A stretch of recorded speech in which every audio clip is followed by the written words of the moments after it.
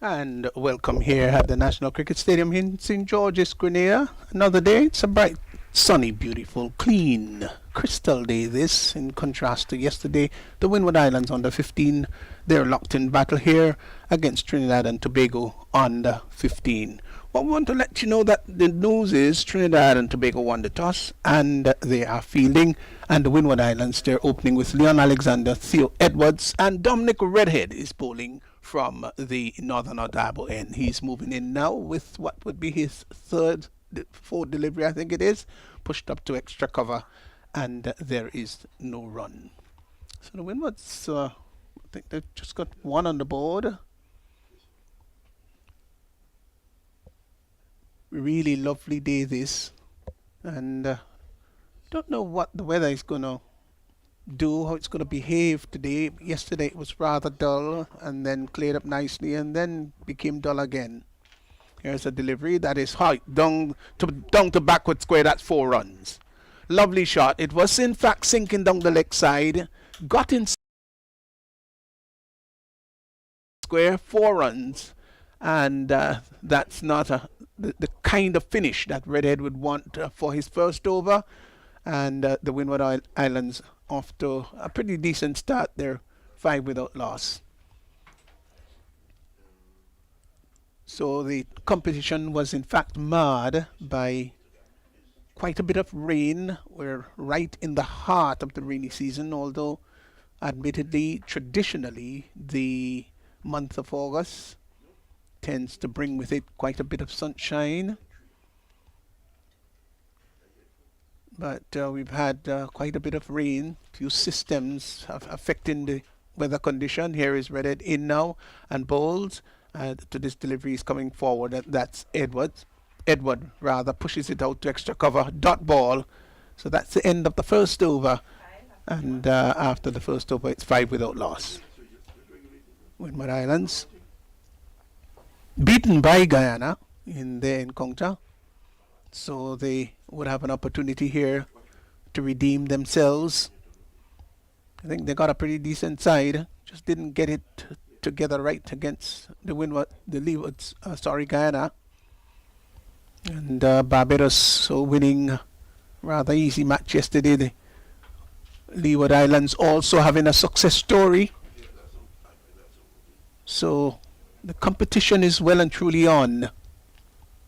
Theon Charles will take it up from the far end, from the southern or River Road end, and he's going to move in to bowl to Alexander.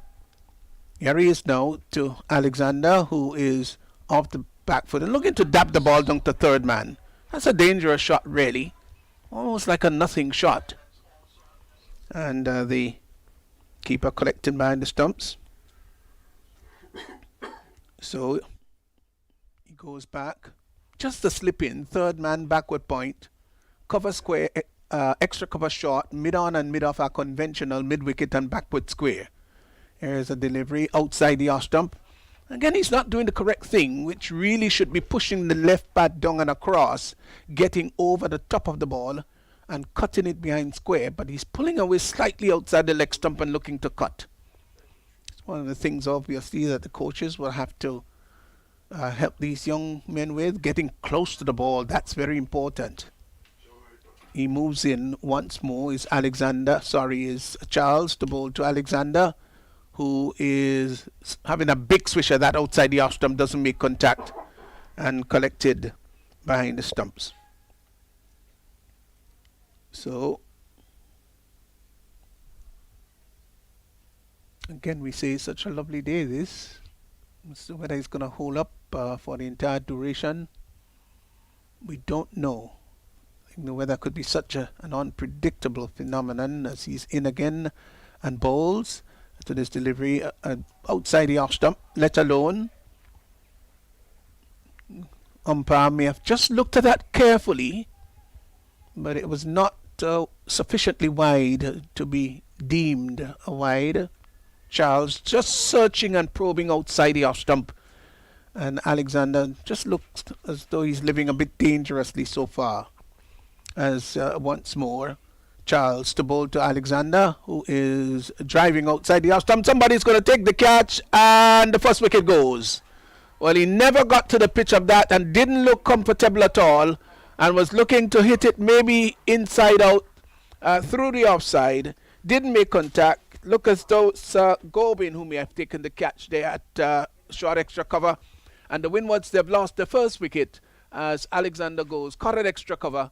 He is gone for one, and they've got an early setback. It's 5 without loss. Well, didn't look settled at all. Never looked like getting as close to it. I think he just went after the bowling so very early rather than playing correctly, line and length, and then maybe pushing in the V. And after you get your eyes in after an over or two, then you begin to open up. I think that's a cardinal mistake that he's made. I know the intention really is to get after the bowling early, but these youngsters would have to learn about getting your eyes in. Even the big stars worldwide who have been on the international arena for so long, they tend to do that. So they should copy. Here's Charles to bowl to the new batsman outside the off stump. Pushes it out to extra cover. The batsman, in fact, did cross, so Edwards took strike. So that completes a successful over there for Charles, picking up the wicket of Alexander. And the total after 2 overs, 5 for 1. As I say, good morning to Raphael Crowley. Good morning, Stevenson. Certainly it's really splendid conditioned here this morning. Really a complete change. Sun is shining brightly. But it's not a sort of start that the Windwards would have hoped for.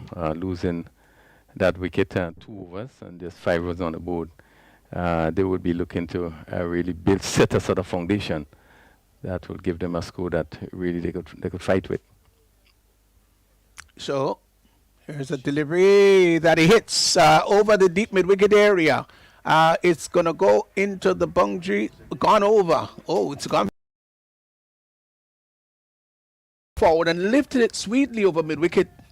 The leather is new, and again, there doesn't seem to be any wetness on that ball. So it's going to travel once you hit it well. And it went over mid-wicket. 6 runs. That was a lovely blow there by Daniel. Jonathan Daniel, he's gone to 6. Oh, it's not very often you get somebody getting off the mark with a big booming hit over mid-wicket for 6.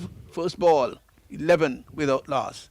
As Redhead once more to bowl to Daniel, who is getting one down the leg side wide, confirmed by the umpire, who stretched both hands out. And one more to the total, which has now gone on to 12. The Windward Islands sent into bat by the Leeward Islands, and they're 12 for 1.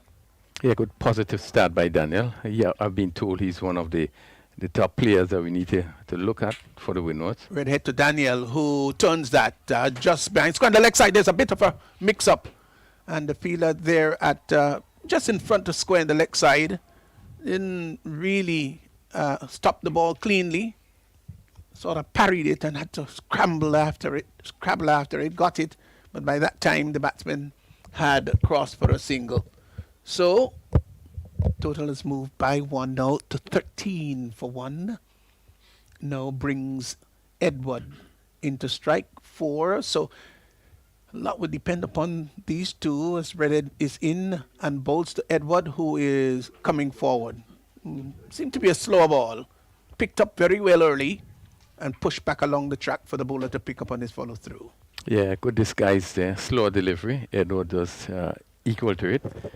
Wasn't looking for the aggressive shot, but just push it back along the wicket. Dominic Redhead, which has really unorthodox approach. He's there and bowls outside the off stump of the back foot. Cuts, hits the ball through the extra cover area. 3 fielders will converge. They now come back for the second. The return is going to come to the non-strikers end. It's a good one too. Well done. And the batsman had time to cross for 2. So we're seeing, Raphael, the intention, and the intention is to be positive 15 for 1. Yeah, very positive frame of mind, both batsmen. Um, I can tell you that Daniel is one of the players who have done very well in the Windwards trials, practice games, and he's one of the batsmen they would be really looking for, really to lead the batting for the Windwards team. It's Redhead once more in to bowl to Edward, and he is opening the face of the bat, glides the ball just behind square on the leg side, as the non-striker in Daniel thought about the single and made a few exploratory steps down the track, quite wisely sent back there by Edward. Total remains on 15 for 1. As Redhead again is in now to bowl to Edwards, who comes forward and pushes the ball out on the offside. And there is no run. So the over has come to an end. And so after 3 overs, 15 for 1, as the Windward Islands sent into bat by Trinidad and Tobago. Yeah, good over for the Windwards. 10 runs in that over. And really we are seeing the intent of particularly Daniel, very intent on being aggressive. We saw him hit a lovely shot over long on for 6, and does indicate he's just that sort of player that seem to love striking the ball. Yes. Thank you very much, Refill, for your morning coffee. I thought it was brewed very well, got the correct mixture of everything. Well done. Well, the only unfortunate thing is that I didn't make it, so I probably chose the right thing. Well, I think you gave the right sort of ingredient. Well, it's going to be Redhead moving in. That's outside the off stump, and ball carted down to third man, and the batsman had time to cross for 1. So 1 more to the total, which is now pushed on to 16. 16 for 1. Brings Edward now into strike. Just a 1 slipping. The backward point is, or shortest third man, if you want to put it that way, is in the circle. He moves in once more. It's Charles Bowles, locked in defense. Is Edward, plays it up on the offside. It's a short extra cover, and there is no run.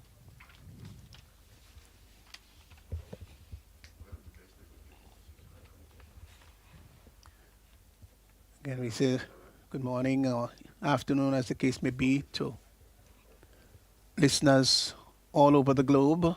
Here is a delivery that is outside Yoston, flashing. Schoolboyish effort there by Edward. And get across. We'd like to see these players just getting a little closer to the ball. Yeah, just a little bit lucky there to get away. This one was fairly wide, maybe just on the line. Here is Charles in, bowls outside the off stump, hits through extra cover. They should get at least 2 here. They've gone for 1, will come back for the second. The return comes into the keeper's end. It was a full toss.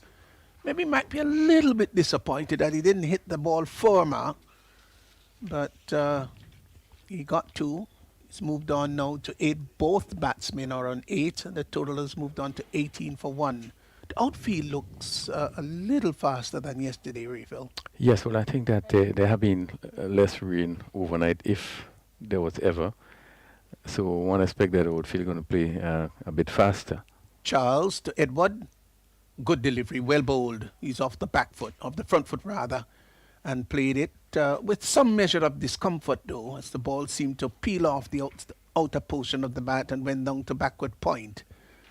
No run, still 18 for 1. We're in over number 4. This is the last delivery, final delivery coming up in the 4th over. Run rate now 4.70, not bad, but they've lost a wicket, as it's once more Charles in and bowls to Edwards. Edwards glides the ball down to backward point but can't score. So good over in the end there, bowled by Charles. He's been rather economical. In second over completed, and he's picked up the prize wicket of Alexander, and the Windward Islands sent into bat there 18 for 1 after 4. Yeah, good over by Redhead, and we've seen here that Edward just seemingly just squaring up a bit as we see me looking to walk the ball on the onside. At a little movement from red head, the ball taking the outside edge, going down to the short third man or backward point. And this last, they really just turning him around a bit. But 18 for 1, after 4 overs, they would want to build on this. I think importantly, they wouldn't want to lose all the wickets, even though they would have lost 1. So this player would want to settle on and really provide a good platform for the Windwards. Yeah, I think it shows that if you get over the 70s and close to 80s, you've got a working total. The conditions are better here today, from the context that it's much clearer, and the ground itself is much faster than it was yesterday. So a total of 70 would be a bit of a disappointment, I would say, Refill. Most definitely. I would think they would be looking in the region of 130 around there. I think would be a good challenging score. For Miller, there's a change of bowling from the northern or the Dabo end. His run-up, maybe wasn't comfortable about something and just dabbed both hands into the turf, making sure that any nervous perspiration thereon will be smothered, as Daniel will be facing up to Fornilla, who's in now and bowls. Wayward delivery outside the arse stump. No ball signaled by the umpire. The no ball, whether it really overstepped or if it was Height. one of height. One of height. Yeah, so I think the batsman will be very disappointed not to get bat on this one, although it was high. Certainly if he got bat, being a no ball, it really would not have been a problem. But I think it was really in the act that you flashed that bat, they would have rushed on the backward point. yeah, just to remind viewers and listeners that the field cannot be changed. It has to remain as it was in the previous delivery, as Fornilla moves in, bowls outside the arse stump, has a big heave of that one. It goes down to the long on position, the Ambler single. One more to the total. One more to Daniel, who's now gone on to 9, brings Edward into strike. And the Windward Islands, they're into the 5th over, 20 for 1. Just to remind you that Alexander went, caught by Brendan Boudou of the bowling of Charles for 1, 20 for 1. Here is a delivery that is turned nicely down to fine leg. This is probably going to go very close to the boundary. It might go all the way. No, pull back just inside. They come back for the second run. That's all there be. The return comes in, and they get 2.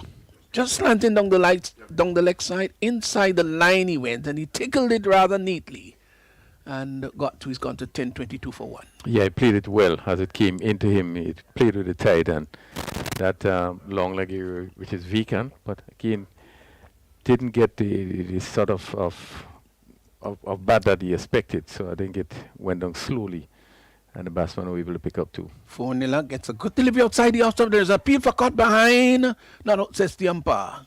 I don't think it was done with all the appeal was done with all the conviction in the world. The bowler himself, a bit half-hearted. Fielders in the cordon, the keeper and the lone slipper went up in appeal. And Edward looked unconcerned. There was no guilty expression in his body to suggest that he nicked it. Fornilla is in again, bowls outside the off stump, opens the face of the bat, glides it nicely, fine shot. The run's there, no run rather, just the one. The sweeper is coming off the boundary rather quickly, cleaning up, brings the keeper forward. So 1 more to the total, which has now gone on to 23. Brings Daniel, who is 9, into strike. Edward has gone to 11. So these two would want to redeem the Windward Islands. Early loss. Here is Fornilla in bowls outside the off stump, coming into the batsman, gets onto the back foot, pulls it. They will come back for the second run. I don't think he cued it as well as he would like, though, but it yielded fruit for him. He got 2. He's moved on to 11. Both batsmen now on 11, and the total has gone up to the 20 quarter century mark, 25 for 1. So there is signs of aggression, and the run rate has now moved up to 5.17, which is good. For Nila, in again to bowl to Daniel, who is having a big swish as that outside the off stump. Doesn't make contact. Body position not good at all. The over comes to an end. So 5 overs gone, 25 for 1. And the Windwards off to a good start, though they lost 1 wicket. Yeah, a positive start, 25 for 1, I think. And probably fair to say that both batsmen looking fairly comfortable. Daniel in particular seemed to be the aggressor, while Edwards probably have his role to play to stay and to steer the innings. Well, they have been working well so far, 25 for 1 in 5 overs, and with the sun coming out brightly, really good condition. Certainly they would be looking for, a good score that's really going to challenge the Leewards. So 25 for 1. As once more, Charles from the far end moves in now to bowl to Edward, who is driving outside the off stump. Will get the ball down to the sweeper position. The return comes in. The batsmen have time to cross for 1. 1 more to Edward, who's now gone on to 12. So he's just gone past Daniel. The total has moved on to 26 for 1. How important for these young players, Raphael, to learn some of the dynamics of the game, singles, twos, running the first run very quickly. All of those are important features for success. Charles again bowls. It's a delivery that is clipped nicely through forward square. That's a fine shot for 4. It was a bad delivery, yeah. He just got inside the line and clipped it nicely over forward square leg. And that's when that went down to the boundary for 4. He's gone to 15. That was a lovely shot, the 30 for 1. Yeah, lovely shot. Really good timing. Ball was full. And he clipped it really nicely over a forward square leg. Just 1 bounce. And it goes over the rope for 4. But really, Daniel looks to be a very good player, striking the ball really well and took full advantage of that full delivery. Charles once more, when he started his approach, then aborted it. The outstretched hand of the umpire was suggesting that the batsman was not ready. 30 for 1. Charles to bowl to Daniel. Here he is now, sneaking past the umpire, bowls outside the off stump, looking to drive. I think that one kept slightly low. Didn't make contact. Collected behind the stumps by the keeper. And the total remains on 30 for 1. Just would like to see these players get a little closer to the ball, to those outside the off stump refill. Most of them have not been getting close to the ball. Charles moves in, bowls, driven up to mid-off. They've hustled for the single. It's going to be danger here. And if he had hit that, I suspect that it would have been touch and go. Might have been a little short of his run, of the crease, that is. But the throw was not of pinpoint accuracy, so they got 1. Oh, that was a bit of danger involved there. Total's gone to 31 for 1. Yeah, and Daniel, I think, was running and stopping, and really, with the ball in front of him, really, he should be the one to call quickly. And that throw just missed the stump. I think he probably would have been found just short of the ground if it hit the stump. Charles to Edward, who is turning that up to mid-wicket, made a few steps down the track, but fielder coming in there from mid-on, collected the ball while the over comes to an end. No, there's still 1 delivery remaining. 31 for 1, 5.31 is the run rate so far. As Charles goes back into his 3rd, final delivery coming up, moves in to bowl to Edward, who is hitting that in the air over to the mid-wicket area. This is going to go into the boundary. Yes, 4 runs. Beautiful. But I've seen so many full tosses over the years that were not dealt with as well as they could have. But that one was punished. It was a bad delivery, and he stroked it nicely over the widest long-on boundary, and he got 4. He is now moved on. Oh, both batsmen have now gone on to 16. It's 35 for 1. Yeah, good shot by Edward. Again, another full toss. No danger, hitting it over a wide mid-wicket. And on the leg side, just 3 fielders there, so a lot of space on the leg side. And that went down to the boundary for 4. I don't think it's first boundary. Good, first positive shot played by Edward. So, good start here by the Windward Islands after an early blow. And Trinidad and Tobago would want to be very, very careful not to allow the Windward Islands to get away. It's important that they stifle the runs as much as possible.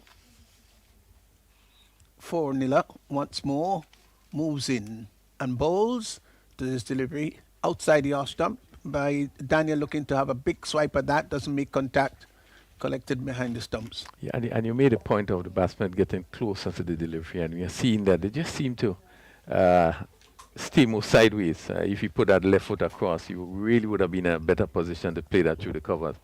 But, you know, that I think that's one of the areas I think probably the coaches will be looking at. Batsman getting closer to the ball, which gives you more control. 4-0 bowls to Daniel. Daniel is getting one that keeps a little low, a bit of difficulty there for the keeper. And they get one. I think it'll be confirmed as a bye by the umpire. Yes, no, he's just done that. So, one more to the total. And see what extras are saying. It's been rather disciplined, I dare say. There are only 3 extras so far, 36 for 1. Both batsmen are on 16. Edwards is facing. Just leans on his bat there and making sure that the Trinidadian fieldsmen are placed accordingly as 4-0 moves in. And bowls to this delivery is pulled in the air. I think it's going to drop in no man's land. They will come back for the second no. They decide against it. Didn't really hit, maybe took more the base of the bat. And, well, they crossed for 137. Edward didn't cue that all that well, refill. Yeah, I think he got anxious. The ball pitch is short, and really you can see him just swinging, not getting into the right position. And as such, that ball was, he hit that high up on the bat and just went over mid-wicket. But just need to, again, it goes back to, you know, trying to get into the right position to play the shot, particularly if it's a bad delivery. You want to make sure you give yourself, you know, maximum time so you get to, you know, all the power that's necessary. So Daniel is 16, taking strike. Edwards is 17, looking on. It's 37 for 1 as 4-0 moves in now and bowls to Daniel, who is tugging the ball straight down the ground, and they will get a single. As the fielder there coming off the boundary, that's Christian Lal. And since the return back, sort of flat batted that back past the bowler. 38 for 1. Well, they just seem to be overtaking each other, but both of them are on 17 now. Delivery that's down the leg side wide, confirmed by the umpire. Good nice take down the leg side by the keeper. One more extras, which has now gone on to 4. And the total has pushed on to 39 for 1. So they've been overtaking each other every now and again, but they're now 17 each. Yeah, I think Edwards would have probably missed out there with that ball on his legs. With that leg side field there, he just needed to get some bat onto this one. Yeah, and 4-0 will be reminded that he doesn't have a fine leg. He's in now and bowls to Edward. Edward gets one that bounce, bowled him. He's bowled him. Comprehensively beaten and bowled. That one kept a trifle low. I think the bounce, he was looking maybe for that one to be a little higher bounce, but it was somewhere around maybe the middle area of the stumps. And so the bails are spattered and the stumps are all dislodged there. 39 for 2. As Edward goes bowled by 4-0 for 17, and the Windwards, they've lost another wicket. Yeah, this delivery kept a bit low, and Edward, seen it was short, and just stayed on a bit, but again, he looking to pull around, and you could see that even as he played the shot, he realized that really was in an awkward position as we look at the replay. Playing across the line. Playing across the line. Yeah, certainly it was short enough for him to really get into position and play it, even though he would have kept a bit low.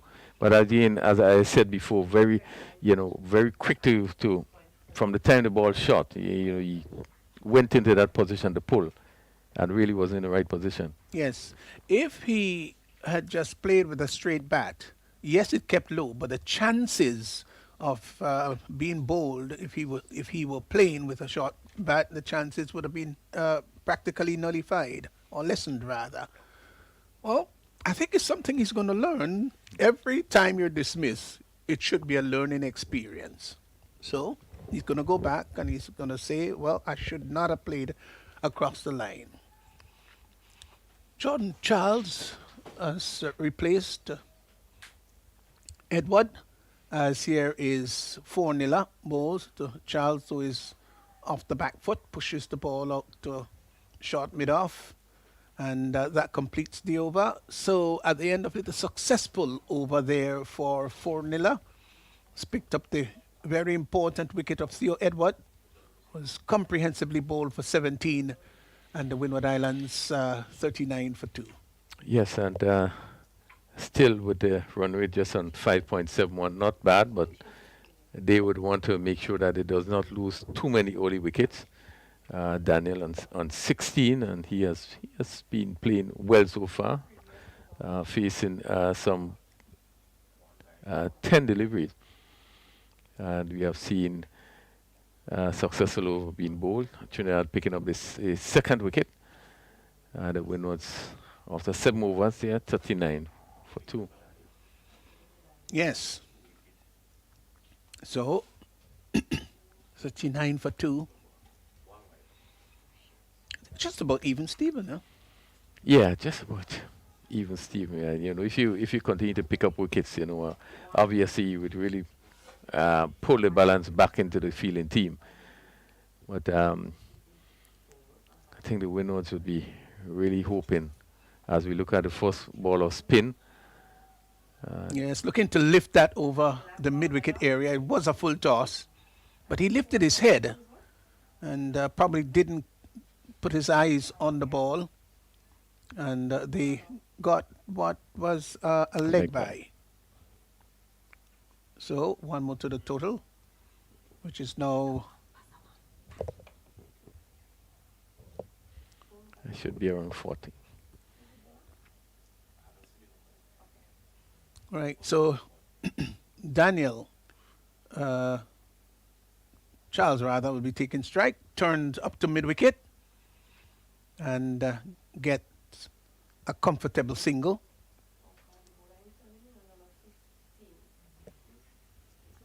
So, lovely day, Refill.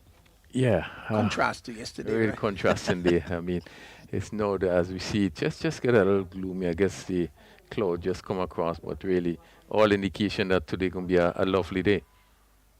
So, delivery that he was looking to swing over mid-wicket, wrapped him on the pad, going out on the outside. There's an appeal for leg before, not given out by the umpire. And Daniel, I think, just had to be a bit careful. He swung across it till he really came forward. He could have hit that on the full. Buru to Daniel, off the back foot, pulls the ball down to long on, will get a comfortable single. Maybe he wanted to hit that a little squarer. And you can see very clearly that he favors that leg side, that pull shot. You have seen him earlier getting out the mark with a 6 hit from maybe just outside the off stump over wide long on. But does have the tendency to look to favor the leg side. A lot depends on him, though. Budu is in, bowls, and good delivery. That pushes him onto the back foot and can do no more. That's Charles, and stab it out on the offside. Here is again Budu and bowls. And he's driving. Oh, there is appeal for stop. He's got him. Gone. Oh, beautifully bowled. He was coming forward and drive and didn't have the frame of mind to realize that he was out of the crease.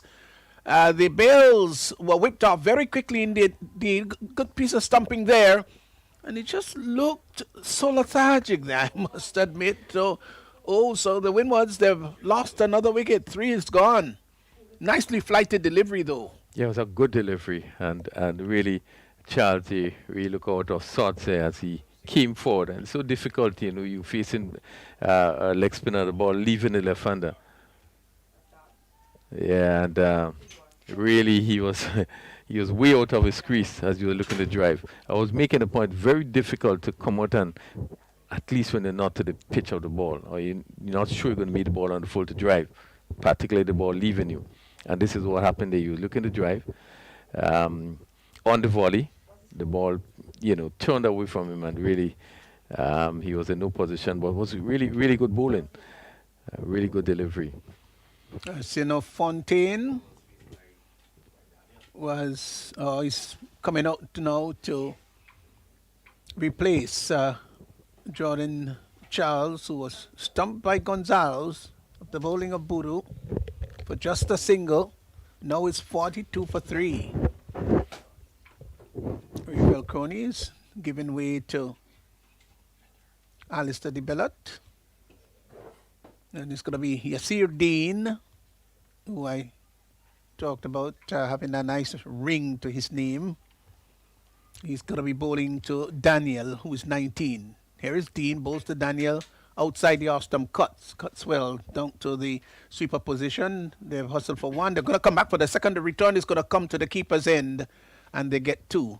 Just still thought, though, that they could have approached that first run a bit quicker and put less challenge for the second run, but they got it quite comfortably in the end.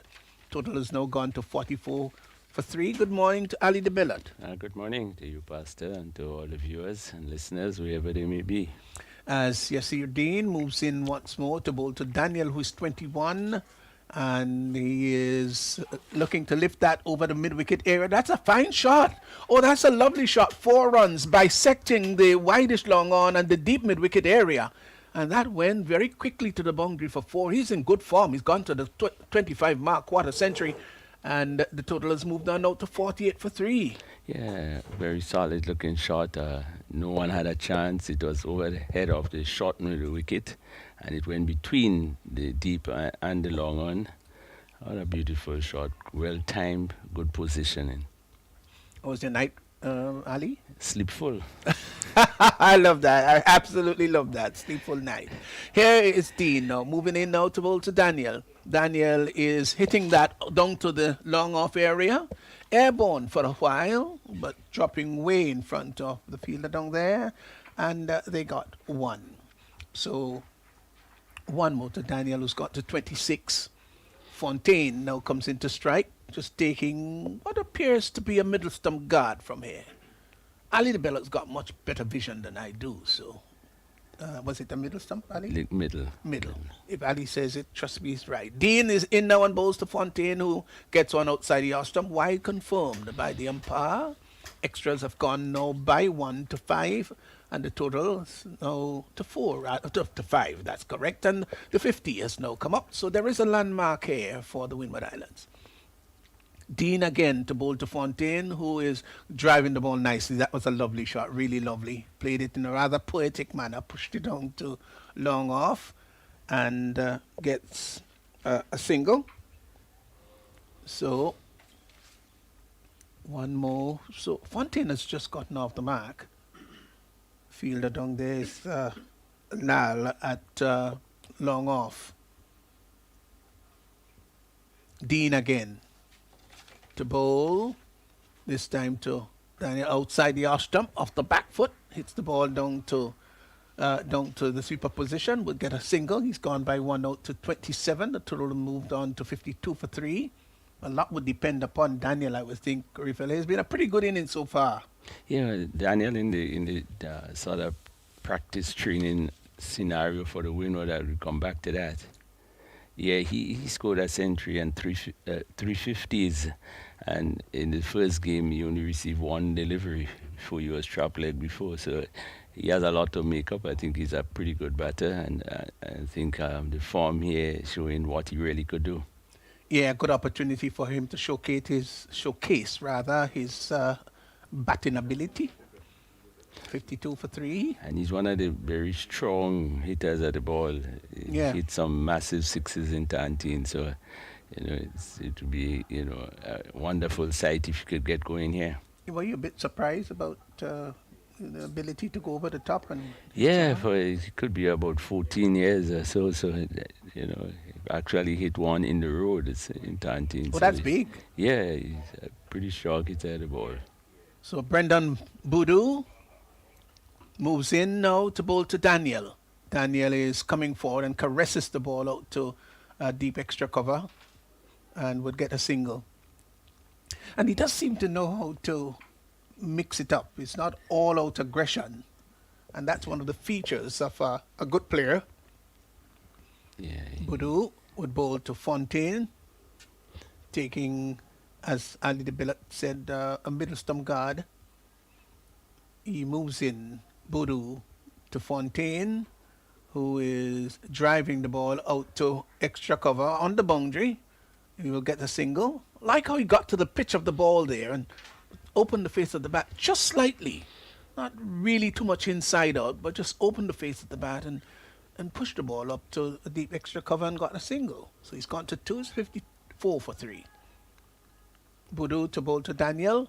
Daniel is lifting that in the air, down to the middle wicket. It's gonna be, it's gone over him. Gone all the way. Did it go for 6 or dropped inside? That it, if he judged it wrong, I really can't tell. He cannot complain about the sun in his eyes because the sun is in the eastern sky still. But he just seemed to push his hands up as if to say, hey, I didn't pick it up. But he's got to go and pick it up now over the boundary line. He's gone for 6 is 60 for 3.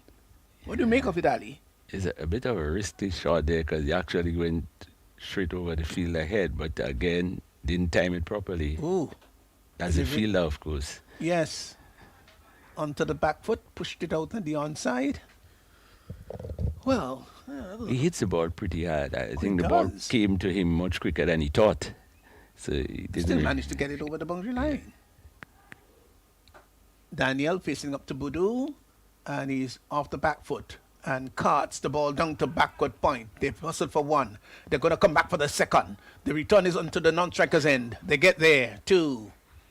Good running. Still want to see them charge down the track for the first run as quickly as possible. But there are acres of space out there as the fielder having to come from the deep sweeping position, swept across, well picked up, but they were able to come back for the second run. 36 to Daniel. How well he's batted so far? 62 for 3. As Boudou once more will move in to bowl to Daniel, who's got he seemed to have opened up his stance even more.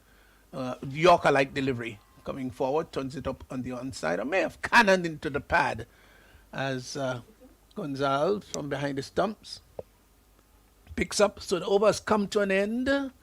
We're at the halfway stage, Ali. 10 overs gone, 62 for 2. They're traveling at 6.20, not bad. Well, 3 rather. They've lost 3 wickets. Well, that's a reasonably good score in comparison with some of the games. The scoring rate is right up there. I think we're not in a pretty good position to really go on. Trinidad, of course, they have reasonably good spinners that probably will be into the attack. But the both Windward batsmen, particularly Daniel, look pretty comfortable. And as I said, I saw him in the practice games, and someone who could get a century and have over 350s. And in fact, they called him out on 2 occasions because they saw enough of him. So he has real potential, and as we see here, he's playing some pretty good shots. I've noticed, though, that he's just turned the right shoulders around a little bit. It just looks a little bit more open than when he started his innings initially. Well, that's how he batted, and I spoke to him about it, and what he told me is that his back foot will come across in line with the stumps just before the delivery of the bowler, and the front foot will come across. So we just look to see, because I told him that I noticed that some of the deliveries that seems to be a bit wide, it's like he's too far from it. Mm-hmm. And he told me, no, he's supposed to be moving the back foot, so probably he slip up a bit. So he definitely knows what he's about. A really good batter, definitely. Well, they talk about orthodox versus unorthodox. And when you look at somebody like Shivnarn Chandapal, who represented the West Indies with distinction over the years, had something like a crab stand. It was probably one of the ugly stands you see in I Asian think, cricket. And I know you've seen an uglier one, haven't you? Have you too? Ali? yeah, the Pakistani. Oh, we were fighting for his name yesterday, Yes, and we did. yes, one of the most humorous. I don't know how to put it, but then Winwood, with Eugene as their coach, of course, someone who has coached quite a lot of runs at Windward level, and probably, in his day, had he gone on, should have been probably on a West Indies team then. So they have a good mentor in terms of the coach, Eugene. And of course, we saw him there giving a few words of advice to his batters. Yeah. Desmond Haynes, a little later on in his career, did open up his stance. In the early days, he was side on, and coming closer to the ending of his career, maybe there about 1991, you could see him definitely opening up. And he felt that it was something that he preferred doing in his latter years. If it works, continue with it. Yeah. 62 for 3, so 10 overs gone. And Daniel is batting very well. So Adi Ramsaran is going to prepare. He's going to be bowling his first over, and he's moving in to bowl to Fontaine, who is on 2.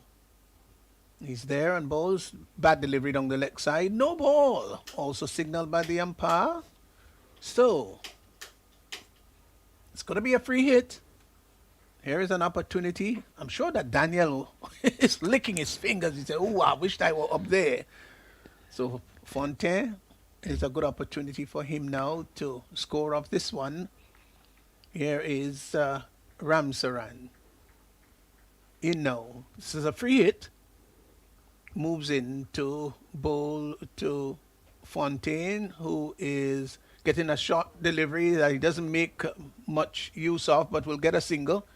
Seemed to be an area up there, Ali, that just keeping trifling low. Yeah, that one kept a bit low.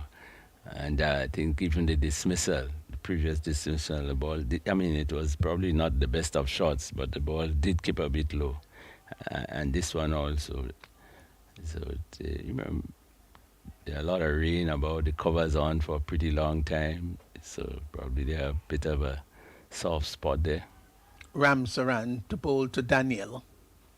Let's see what he's going to do with this one. He is coming forward and swinging across the line.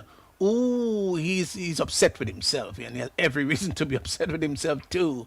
Swung across the line, dangerous shot, and it didn't miss the off stump by far. Just goes, pulls away to the leg side, chided himself, and would go back.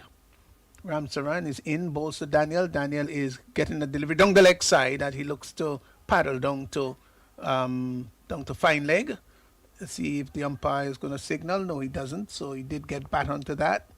One more to his total. He's gone to 37, and the total has moved on to 65 for 3. Brings Fontaine into strike. He's on 3. Healthy run rate so far. Here is Ramsaran, bowls to Fontaine, who lives that over the mid-wicket area. This is going to go very close to the boundary, but it's held up just inside, and they get one. Clipped it nicely off the toes, airborne, but not in the vicinity of any fielder. Catchable.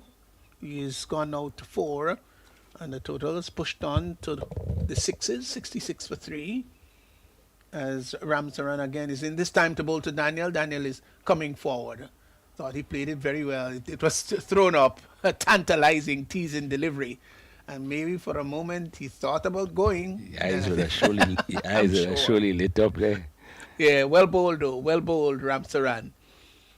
He is in again to bowl to Daniel. This is an important little period here for both teams. He's there and bowls, coming forward and looking to drive. Again, that front foot not getting out, not reaching out to the pitch of the ball. The keeper didn't take it well behind the stumps. The over comes to an end, and at the end of 11 is 66 for 3. And those are the figures. The math will tell you that it's 6 runs per over. Yeah, 6 runs are over at this stage. It's not too much of a bad run rate. I'm sure at some point, if they could increase on it, will be, to their likings. But it's a reasonable good run rate. I think just a little on Daniel's stance. To me, that front foot has so far to go to get in line with the ball when it's on the offside, because of that open stand that, a lot of times that he found himself, it gives him a good opportunity to, what we say, clear the front foot and hit. But when he's looking to play a perfect drive, it seems a little far from the delivery. Yes, I think the Pakistani player we were thinking about is Fawad Alam. Yes. Delivery outside the off stump, pushed up to slightly like Chandapal, but I think his looked maybe even more awkward. 66 for 3. Here is once more Boudou in, bowls to Fontaine, who is coming forward, drives the ball up on the onside, thought about the single, and send back. Well, actually, Daniel was coming up, and Fontaine sent him back, and there was a bit of a collision with the bowler on his follow-through. Bat fell out of his hand. The umpire just makes a very nice inquiry, kind inquiry, as to whether he was okay, or whether he's okay, and he says, look, I'm fine. Yeah, no, he collided actually with a non-striker. Yeah. Just wondered whether those, he didn't keep his eyes, maybe his eyes was pinned on the ball. He didn't even see what was in front of him. No, there's no malice involved. No. Here's Boudou in, bowls, and is driven up to long on, will get a single. Well played there, Fontaine. Just got to the pitch of the ball and pushed it up to long off. You've got to know your abilities, and I don't think he's a big power hitter, Fontaine, so he needs to look for ones and twos and play a bit for angle. Yeah, 67 for 3. he has been rotating the strike pretty okay so far. Here is a delivery that is driven up to long off. Well played there by Daniel. He's got such good composure. And if he can get a couple of little technical things right, I think he's going to be a fine player. He's got such confidence. It's going to help him. He's gone to 38. Here he is once more. It's Boudou, now Bosa Fontaine, who is driving up to long off. I like what I see here between these two. They're turning the strike over. Fontaine has gone to 6, and the total has moved on now to 69 for 3. Over number 12 in progress.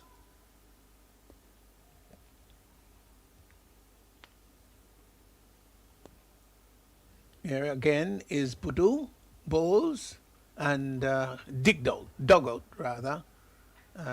Ball Yorker-like, he had to come down rather heavily on it there, Daniel, and pushed it out behind square on the offside. So the over has come to an end. 70 for 3, 12 overs gone. Jonathan Daniel is 39. He'll be taking strike, and I think the Windwards would be rather happy with their position at 70. They probably will want to go on to maybe about 110, 120 thereabout. Yeah. Anything would be bonus. Yesterday we were talking about 80 when it got down to 16. So I think 100 plus will be ideal. I think they're in a good position to achieve that. 70 for 3, Daniel still in. As we say, Fontaine doesn't look like a big hitter, but he could rotate the strike, and he has been doing that pretty okay. Yeah, he's done well. So Ramsaran will continue. He's just a 1 over for 4 run. Forward Alam did in fact say that he gets a better sight of the ball coming out of the bowler's hand when he's into that open stance. Here he is now, bowls a delivery that is driven up to backward point. That's not where he really wanted the ball to go. He wanted to hit that straighter. So he's not very happy with that at all, but it yielded a single. Fontaine. They didn't go through for the single. They didn't go through for the single, did they? No. Oh, no, they didn't. Just wondered why. Here's a delivery once more. Daniel is hitting across the tide down to the deep forward square area. They've gone for one, won't come back for the second as a strong comes into the keeper's end. And one more to the total. So we see another aspect of his batting, which is the sweep shot. I think he also seems to have lost a little bit of his timing. It could be the spinners are on. It takes a little more time in the air. Fontaine faces up to Ramsaran, who turns that down to the short fine leg position, will get a single. He's keeping his game rather simple, Fontaine. I like what I see here. He's moved on to 7 almost innocuously, but there's no flamboyance about his batting. Could be 7 singles. Yeah, was it 7 singles he got? I don't think he has got that 2 as yet. Ramsaran bowls a delivery that is hit down to the long off area and is going to go all the way for 6. Oh, that's a mighty blow. That's a huge blow by a young man who's only 14. Got to the pitch of it. He was taking on the man down at long on, perched down there. That's Ashmir Singh. And he went over his head. He looked up rather helplessly as the ball sailed overhead. 6 runs. Lovely shot. It's gone to 46. And it's not one of a small grounds, really. So that's excellent timing. Whoa. Oh, good batting here. Daniel faces up to Ramsaran, and he is looking to turn that down behind square onto the leg side, down the leg side, and doesn't make contact. And I'm glad I'm seeing another thing about him, and that is, he's just hit a 6 and has the frame of mind to say, hey, I don't have to go for another one. That's good batting. Ramsaran in and bowls to Daniel. Daniel is hitting that down to the long on area. They get a single. The bat has fallen out from his hand, and the total has gone by 1 to 80. He's gone to 79 rather. He's gone to 47. As the over comes to an end, 13 overs gone. I like the camaraderie I've seen between the players. They're from all different islands. You saw if like somebody got injured, you saw all the opposing players, go around and see a situation there where the bat fell and the opposing player pick it up and hand it to him. Nice camaraderie. Of course, these guys might go on to play many, many, many years together. So it's a nice sight to see at that age they start doing what is necessary. That's correct. So it will be Daniel facing up to Budu. And to this delivery, he is driving back along the track and just stopped there by the bowler on his follow through. Daniel is 47, looking for what would be a well-played 50. Faces up now to Budu, and he is looking for the reverse sweep. Oh my golly, if it were my time, the headmaster would have called me out and give me a spanking. But these days, it's one of those, of those authentic shots. Here he is again, bowls. And he lifts that over the mid-wicket area, down to deep mid-wicket. This is going to go over the boundary line. That brings up his half century. What a wonderful display of batting here by Daniel. He's playing a very mature innings, beyond his age. 51, well played. And the Windwards, they have moved on nicely now to 83 for 3. That was a fine shot. Oh yeah, well timed and not the easiest of shots. It was a sweep, but I don't think it was behind his back. It was probably on about leg stump, and he hit it pretty well. Yeah, once more is Budu bowls, and he's clipping that just behind square on the leg side. And I thought about a single. Fontaine was coming down the track, and Daniel was not interested in the single, and he had to scamper back, but there was no real scare in the end. As the fielder at backward square didn't feel all that keenly. It was clean. It was a good stop, though, but he had to recover to send it to the non-striker's end. Here is the delivery that he's... he's bowled him! Oh! Well, when he goes back inside, I think this time he'll be chided by the coach. Ooh, he was looking to sort of reverse sweep that one. And he is gone. He's been tried to be too cheeky. So Daniel goes to a well-placed 51, but I don't think he'll be happy with the dismissal at all. I don't think anybody will be happy with that. I think it was a fine opportunity for him to keep on playing a normal innings. Oh, that looked ugly. So the Windwards there now 83 for 4. I'm not too sure if he was getting tired because I said before that he seems to losing a little bit of his timing, and he played a sweep shot in that over previously. But again, at that age, the non-striker maybe, he's there. I suspect he'll find difficulty going up in the into the stand with that kind of shot he played. He really lost his composure there as to really what he should have been doing. But he has played a good inning. He played some very good shots, as we saw some of his poor hitting. In fact, I think he actually hit 2 sixes. And it tells, that he has that ability. It's a question now of a lot more concentration to go on to score long innings. Yes, so the new batsman is Corey Fontenelle, who faces up. A delivery that maybe hit him on the pad. We'll see what the umpire signal. He's gone for one. Oh, he did get a nick onto that bottom edge. And it probably went past the leg stump, so it would have been a pretty close call there for him. But the names of the two batsmen, Fontaine and Fontaine. Yeah. We were talking about the camaraderie that we see among the players from the various territories. And I remember it was Mike Tyson, I think it was, who had knocked out his opponent. It might well have been one of the first fight that Tyson had. Knocked out his opponent, fell him to the ground, and did go and help him, or seek to help him on his feet. Well, so here's a no over by Ramsaran. He's in and bowls to Fontenelle, who is getting a full toss that he hits out to mid-wicket. He won't be happy with that. Should have scored. But he sort of stretched for it rather than reaching for it, getting close to the pitch of the ball. 84 for 4. So Trinidad and Tobago will be happy from the context that Daniel got dismissed, 51. And the run rate has been dropping a bit. Yeah. Yes, 5.93.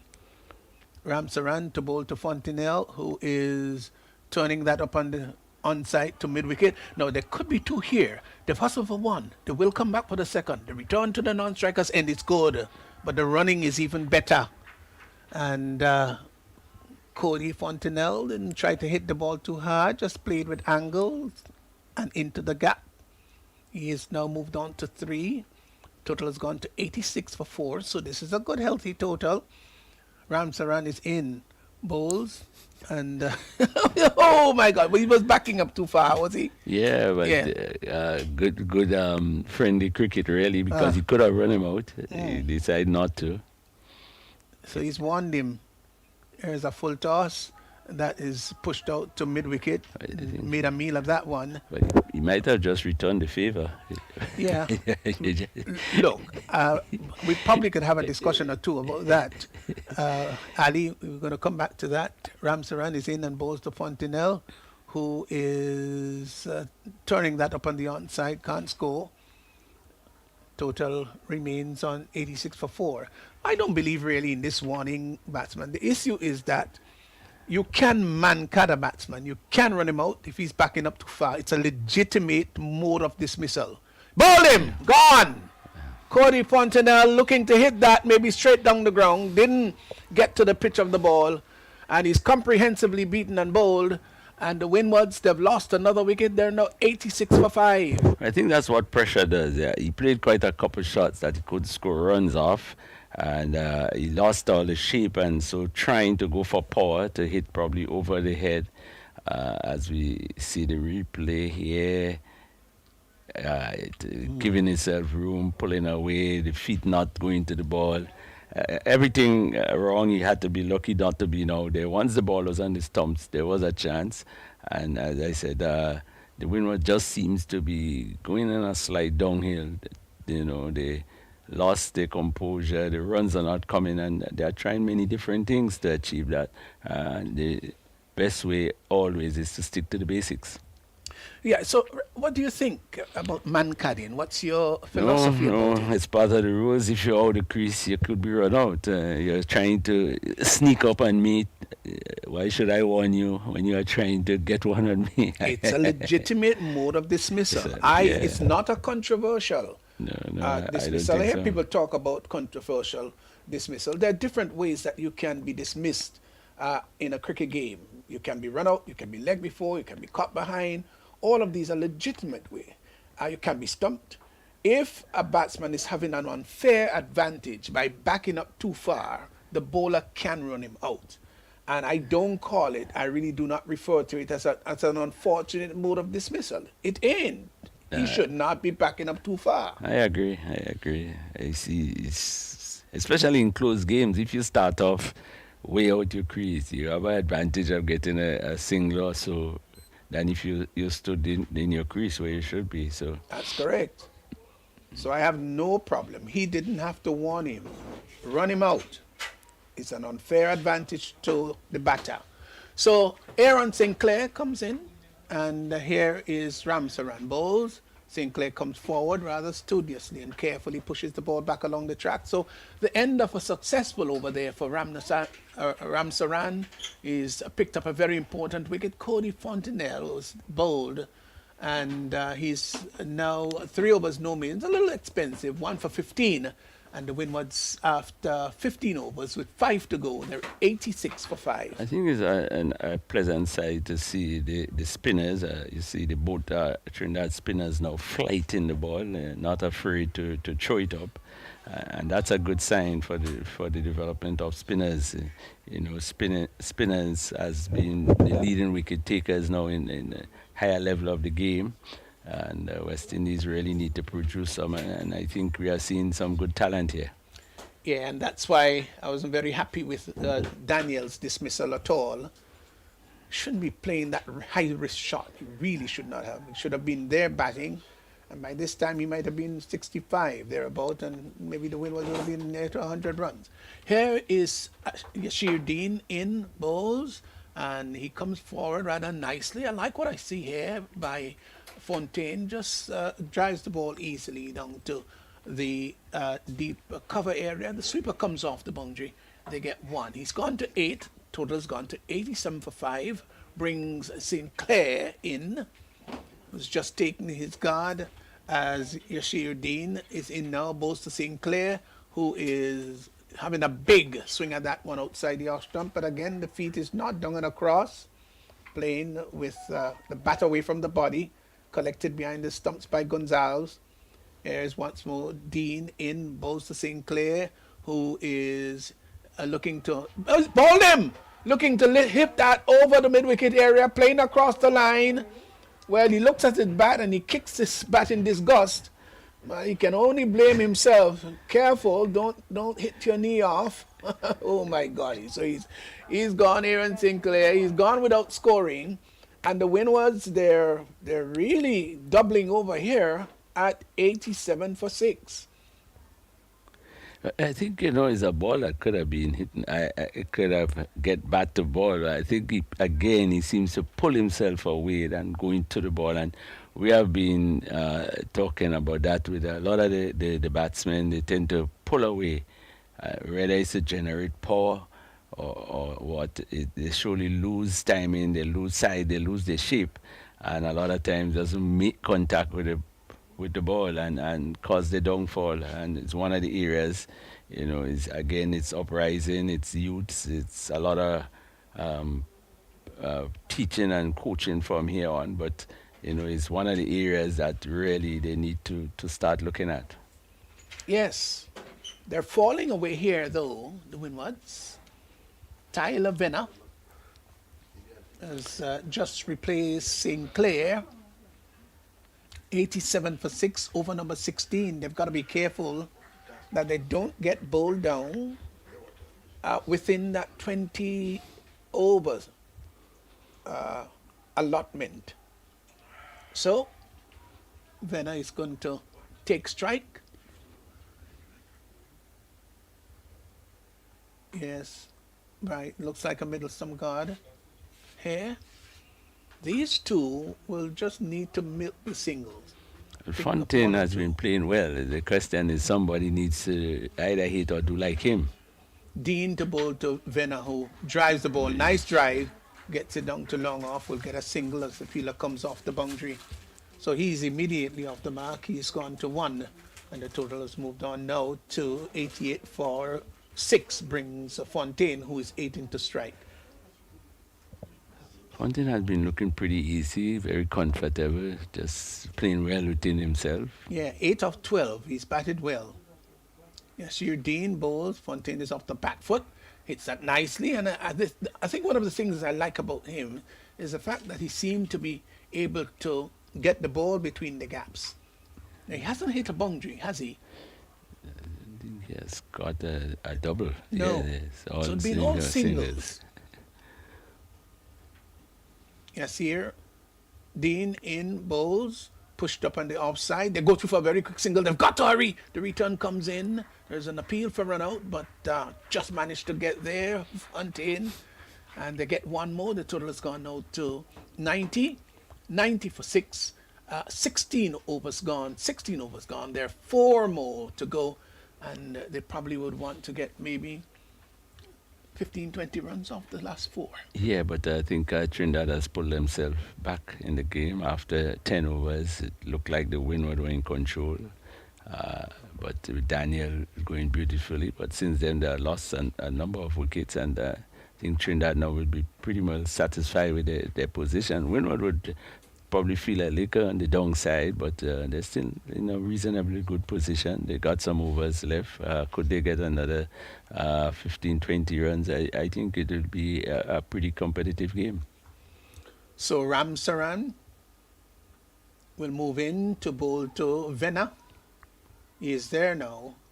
And Venner is coming down the track, gets a full toss that he hits so mid-wicket and drops. Dropped at mid-wicket. He had sufficient time really to use both hands and just wasn't able to hold on to the catch. Was that Boodoo? Ramsaran wouldn't be happy with that at all. He really wouldn't be happy with that. Uh-oh. One of those catches that you had sufficient time to use both hands, Ali. Yeah, not too sure why. Just unless he thought it was an easy catch. No, I don't know. The easier it is, it looks, it can be very difficult if you don't do the right technique. Yeah, and they've done a little bit of demotion because they've moved him from, captain has moved him from mid-wicket and put him down to 3rd man. Here's a delivery that is full, driven up to long on, gets a single quite comfortably as Ashmir Singh comes off the boundary.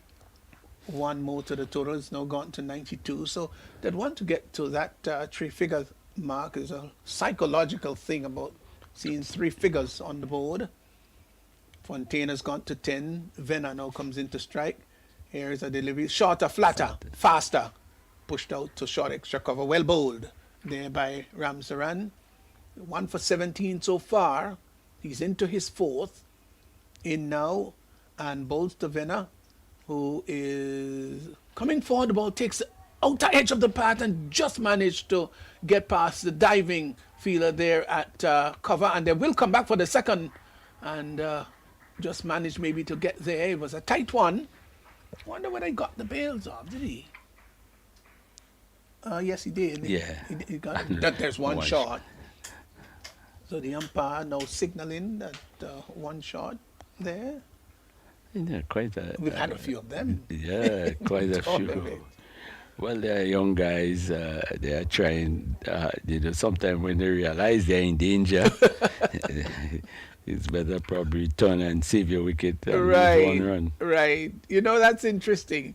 Here once more is Ramsaran in now on balls to Fontaine, who is hitting that out to the extra cover area. You know what? They possibly could go for 2. No, they decide against it. And just a 1. 94 now for 6. Both batsman Venner and Fontaine has been striking the ball pretty well along the ground. Let's hope they could continue and keep the run rate going. Here's Tyler facing up outside the arse stump and driven up to the deep cover position. Gets a single, well played. to total has moved on by one now to 94. 94 for 6. You made a very interesting point there, Ali, where, and I remember quite interestingly that I did that years ago as a schoolboy. I think I was playing in Tantine. Anthony Dixon was on the other end. He struck the ball. I think I struck the ball, and he called me for the second. I was not, he said two while we were crossing. I was not very convinced that we would get two. And I decided, you know what, my wicket is much more important than than being run out, much more important than an extra run. So I grounded way outside, turned and run back. And umpire Prince did signal the run shot, but you know what? I wasn't run out. You're right, yeah. So maybe that's one of the techniques these guys has been using quite a bit. And most of the time is when there is a sharp That's true. Second run, you know. So Ramsaran is into ball to Venna. Venna is coming forward and driving the ball out to deep cover. Will get a single. He's now moving on to 5. Nice little partnership building here. It was Fontaine. Fontaine who stroked that one. Venna just came up. Yeah. So 96 for 4. So here is a delivery that is coming forward and hits the ball. That's Venna out to deep mid wicket. Will get a single. So one more to the total. It's now gone on to 97 now for 6. So they're inching closer to that 100 mark, which they should get just now, I would think. Here's a delivery that brings Fontaine forward, pushes it up to mid-on, and there is no run. So it's important that they play out the 20 overs, very important. Fontaine again is off the back foot and looking to cut well. Runs here for him. They've gone for 1. They will in fact come back for the second. There's no danger, guys. You got to run. There's a little bit of stutter and start, I think, wondering, but then realize that there was sufficient time to cross for the 2. They needed to make up their mind rather early. So the total has now moved on, I think, to 99. Here's a delivery that is tugged to mid-wicket. I think it was a full toss and really should have made a better use of that. But knocked down there at mid-wicket. 99 for 6. He's in again, Bolster Fontaine, who is off the back foot, looking to turn that out on the onside, doesn't make contact. The over comes to an end. 18 overs gone. 18 overs gone. 99 for 6, the Windwards. And they probably will think, well, you know, if we could get up to that 115 mark thereabout, then it would be a good working total. Not big, but good working. Yeah, I think they would be pretty satisfied from this stage on with 115. I think at one stage they were hoping for probably closer to 130. That didn't materialize. So the 2 batters there now has that opportunity to score, probably bring the run rate up to 6 plus. And I think they will feel very confident if they get to that total. It gives them like a jump start when they take the field. Yes. So it's 99 for 4. The magic 100 is just looming ahead as 4-0 is brought back into the attack. 2 overs, no maidens, picked up 1 for 10. And Fontaine, who is 14, will be taking strike. It's been a nice little innings by Fontaine, who has scored his 14 of 18 deliveries. He hasn't hit a boundary, but he's really batted well. Spent 43 minutes at the crease. Interesting, he's had only 4 dot balls, I think. There was. So and he had 2 or 3 in the last over he faced. So he has been rotating the strike rather beautifully. I think he will play the longer version very well. Well, too. yeah. So 4-0. We'll move into bowl to, that should be Venna. There's a little change in the field. There's a third man, backward point. The sweeper is pulled inside the circle, and there is an extra cover. Long off, long on, those three fielders out and mid wicket. Those are the deep set fielders plus the third man. So four fielders outside the circle. As here is 4-0, moves in, or preparing to move in to bowl to Fontaine. He's there now to bowl, and that should be Venner, shouldn't it? Yeah, Venner. Yeah, Venner. Fontaine is on the Yeah, that's right. shorter the two. Yes. He looks rather composed, though. It's After Fontaine. that's quite a while for that delivery Yes. number. Here is 4-0 in now and bowls outside the arse stump. Big swish at that one in the air, just over the reach at the fielder at extra cover, and they will get a single. Had to backpedal.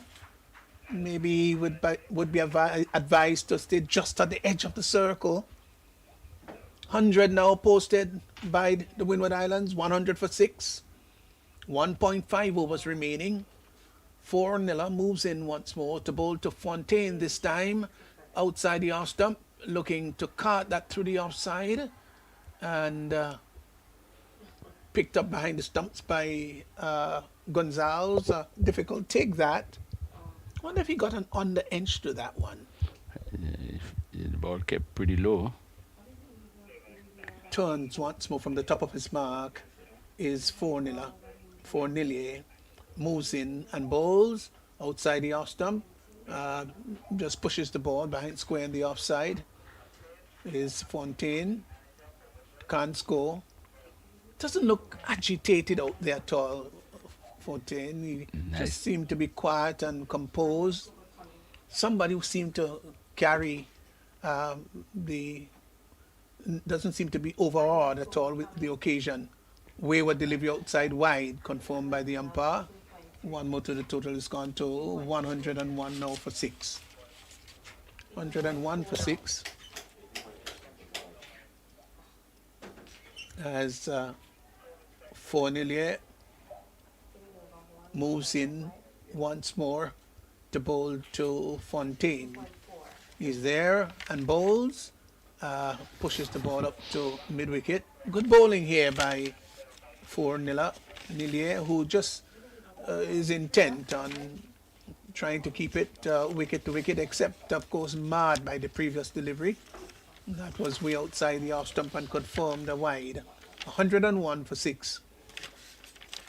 Here is Fonilier again, bowls down the leg side, wayward delivery, and they will go through for what would be confirmed as an extra. Well, it will be wide signal by the umpire, that's right, and they go through for a single. Total has moved on now to 103 for 6. Venner will be taking strike now. I think they have to think about going for all out attack now. They need to bring up that total, get it maybe up to the 110, 115 mark. 4-0 is in now and bowls, and Venner gets a delivery that is outside the off stump. Doesn't make contact as Gonzalez collects behind the stumps. 103 for 4. Sorry, for 6. Beg your pardon. 4-0. It's captured 1 for 14. Moves in with the final delivery of this over and bowls outside the off stump. Hit back past the bowler, and they've gone for 1. That's all there'll be. The over comes to an end. So 19 overs gone. 19 overs gone. The Windwards 104 for 6. And Venner, who is 8, will be taking strike. The last over, final over coming up. Yeah, and with the two batters there, I don't think you'll expect any big hitting. But if they could rotate the strike another 10 runs, will I think put them in a better position. It's a sort of pass score. It's a score that the batting side will think they have a good opportunity to get at. So it lends to probably another exciting game as we saw yesterday with the two games going to the last over. Yeah, you're right. And I won't overdo this, but again, I think Daniel was naughty in trying to reverse that shot. It really was not the shot to be played at that time at all. He was scoring, he was not having any problem. He did try a reverse sweep earlier that didn't turn out to be fruitful. He could have played straight and maybe gone on to get 60, 70 runs rather than just getting a half century, 51 rather. Uh, and I mean, the ball was on the stumps. You know, a lot of these reverse shots, the good batters, is a ball that is not really threatening the stump. So, you know, even though you hit your pad, you still have a chance. But trying to reverse sweep on the middle stump, sort of really lost of concentration. Venal will be facing up to Yashir Dean. Delivery, no, that's not Dean, I beg your pardon. That goes in the air. The catch is going to be taken.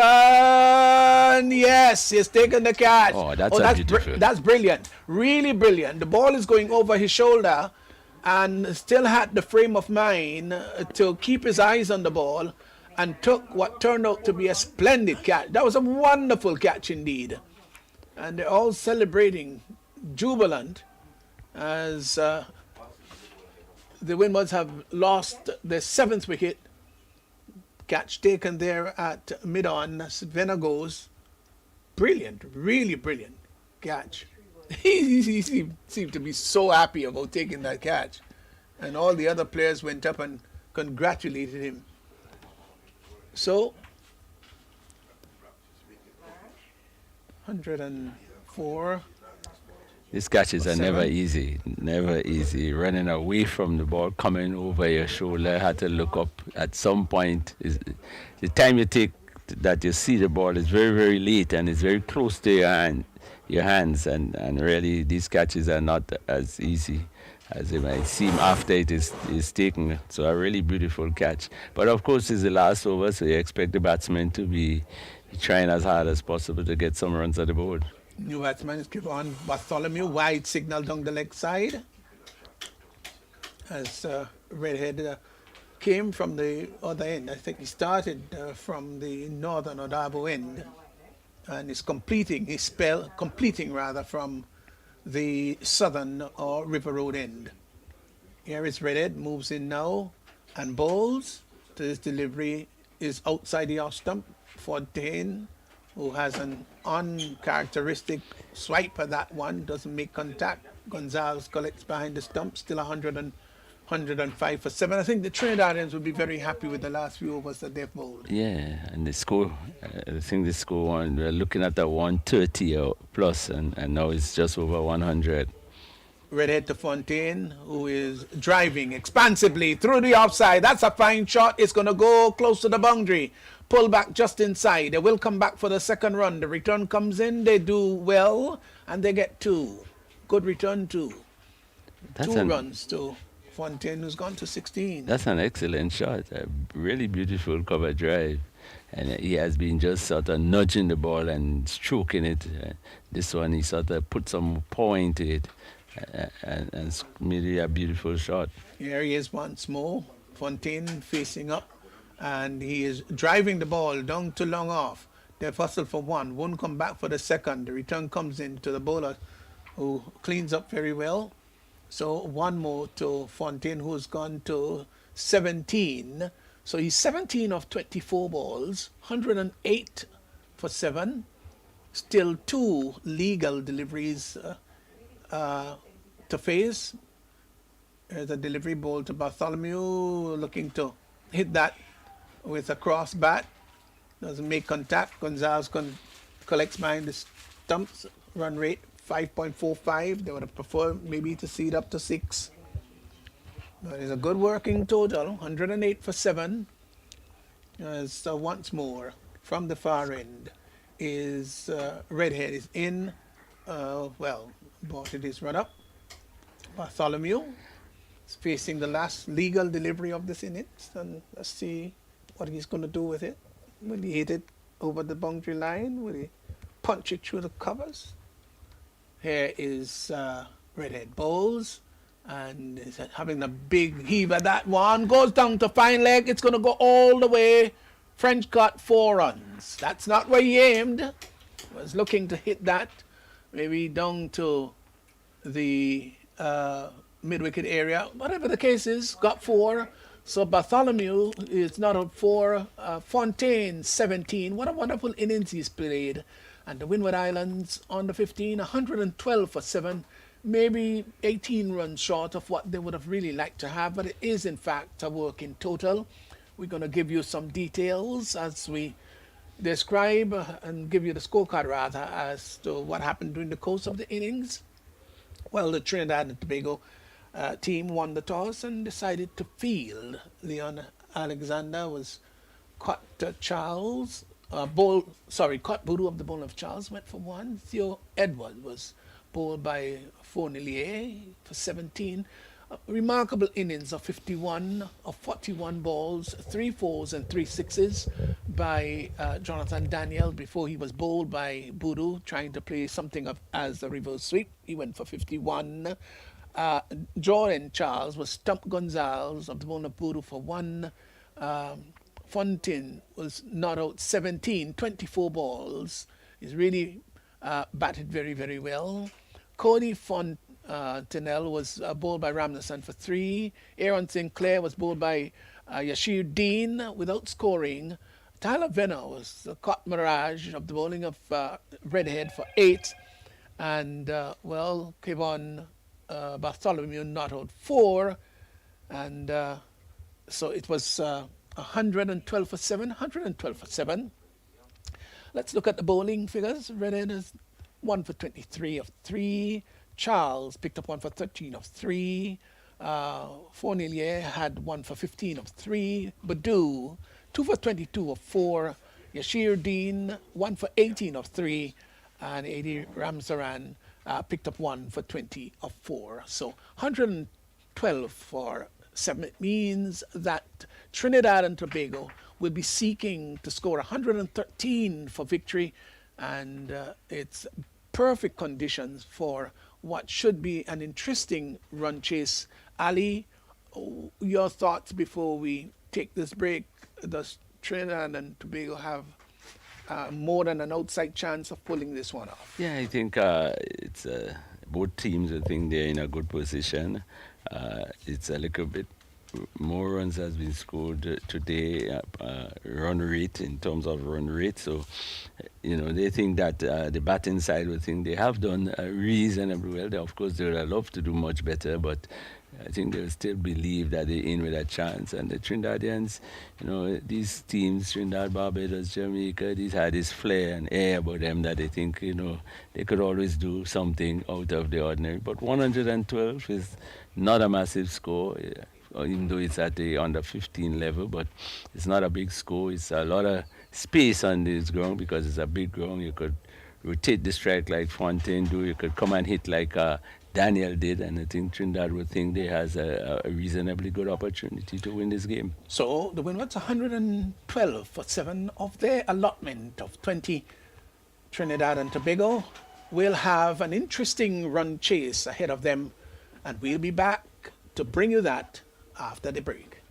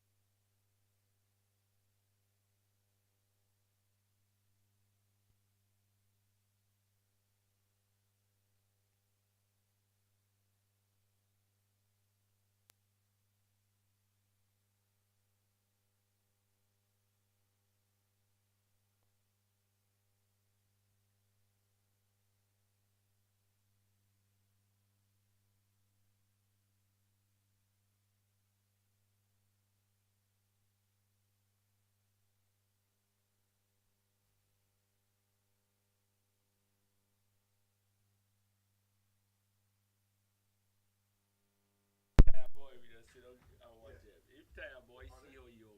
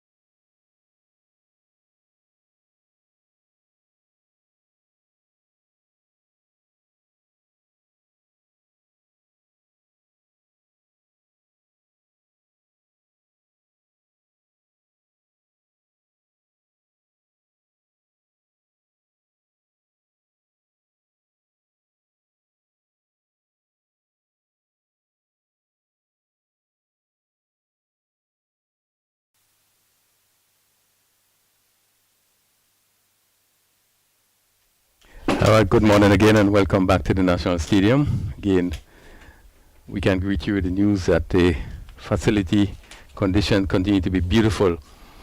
As Trinidad and Tobago is aiming to get up to 113 for victory. Windwards scored 112 for 7 in their 20 overs. As we see the first ball being bowled, pushed down to backward point, and there's no chance of a run. 113, Ali, you expect that will be pretty competitive? What we have seen so far in the games, team seems to be on par with each other, and reasonably good score. But I think the Trinidadians will think they have an opportunity. I think it's starting literally at even Stevens. Venite is from the southern end. This one goes down the leg side, probably just come off the pad a bit, as you see the keeper not collecting cleanly, but saved any run. Hall or Lal, right-handed batsman from Trinidad, facing. And he bowled him. Really good delivery bowl there, and that one cut back in, and he was on his back foot, probably a little misjudgment, should have been forward, but the ball came back in and hit the middle stump. And what a stand that probably, as we look at the replay here, the Windwards probably was expecting good delivery, just playing across it. Yeah, good delivery. Probably should have been on the front foot. He went back, didn't have sufficient time. It came back a bit and knocked the off stump. So a really good start by the Windward. I think just the start that they wanted, taking that very early wicket in the very first over. And I think probably figure now they in the ascendancy, just nicking ahead with such an early breakthrough. Good ball, pitch as I said, just on about off stump, coming back, the batsman onto the back foot, not getting sufficient time to play, covered up, but went between bat and pad and bowled him. Yeah, good delivery, good start for the Windwards. Trinidad losing their first wicket. And they slip field for Vinner. One slip, third man right back on the boundary, backward point cover. Extra cover mid off, and just 3 field on the leg side. This ball is played to mid wicket, and there is no chance of a run. That's Voodoo.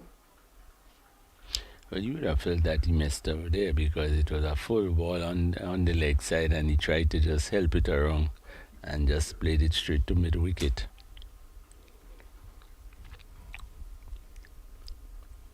So Venner, the 5th delivery. Another good delivery, just pushed back to the bowler. Again, just getting his left hand down. Trinidad not yet off the mark, losing the first wicket. So just to continue the field on the leg side, a long leg, right back, mid wicket, and a mid on. So the 2 fielders outside of the circle, third man on long leg. This is full to the bat, swung down. Let's see, you're going to clear that mid-on fielder. Not going to get to the boundary. As the mid-on have to run back, and the batsman pick up 2 runs. So Bodo is off the mark with 2, and at the end of the first over, Trinidad and Tobago, they are 2 for 1. A good start, by the way, not picking up an early wicket. Most teams will like that to happen. Trinidad obviously now will have to go into a rebuilding phase. The Windward taking that very early wicket. A good delivery. Probably we could fault the bat for not being on the front foot, but it's a type of delivery that kind of have you in 2 minds whether to go forward or to go back, and so the bowler will have to get all the credit for getting that early wicket. Yeah, it really was a good delivery. St. Clair it is going to take it up from this northern end. And we bowl into Batu Singh. Darius Batu Singh. Left-handed batsman. And St. Clair going to come over the wicket. Just similar feel. 3 fielders on the leg side. As he's up to the wicket. And another good delivery that seemed to come back a bit, staying down a bit. Batu Singh was trying to push it out on the offside. Good start by St. Clair. Yeah, good delivery. Came back to the left-handed batsman. As you said, kept a bit low. So he didn't really go forward nor back. He just stood there and it beat the bat.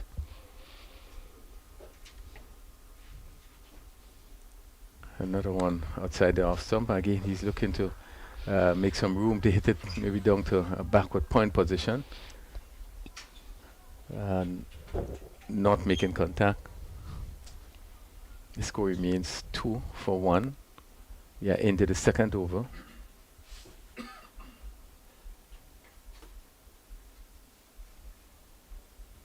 Aaron St. Clair, third delivery.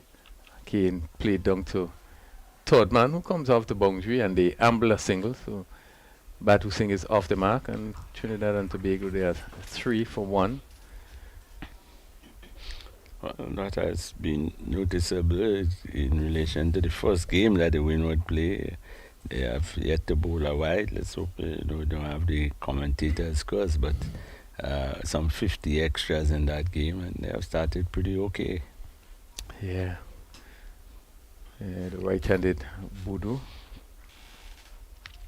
comes into strike.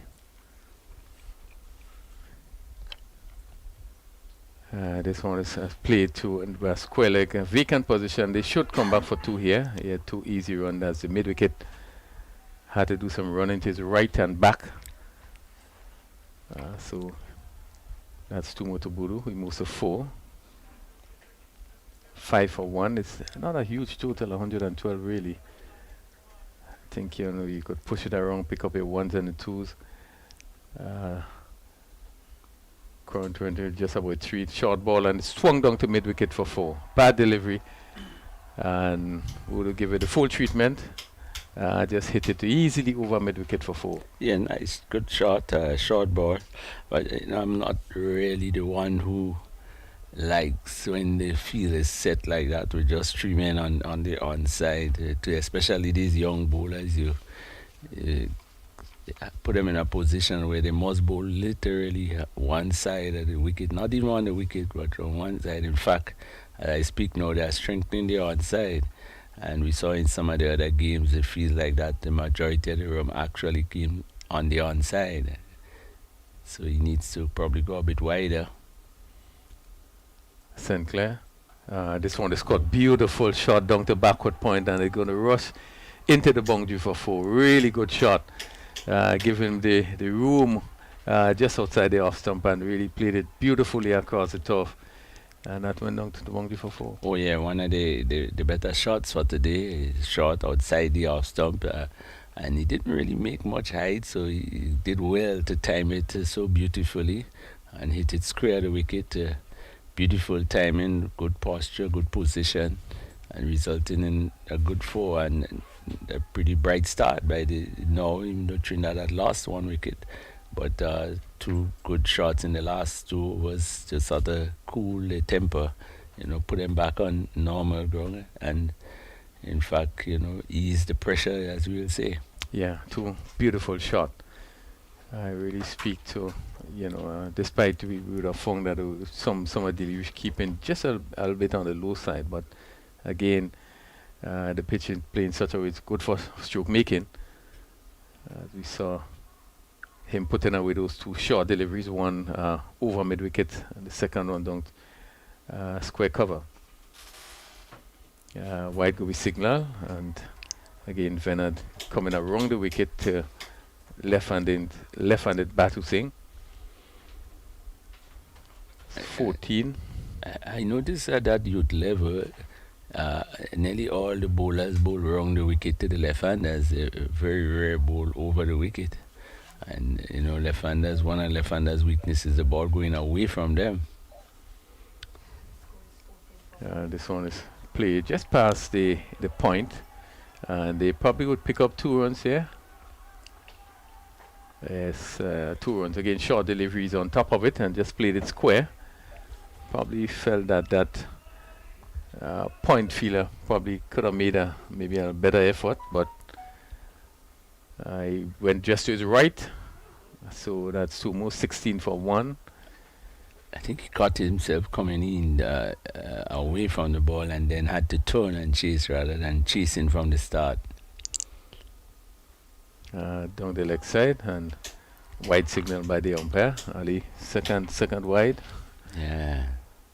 Never know why it goes wrong that wicket to bowl to the left hander and trying to sling the ball in. Yeah. Chances of bowling wide is much easier than over the wicket and targeting the stumps. He continues wrong the wicket. Better delivery, just played on the offside. But it certainly would have been a challenge for the coaches.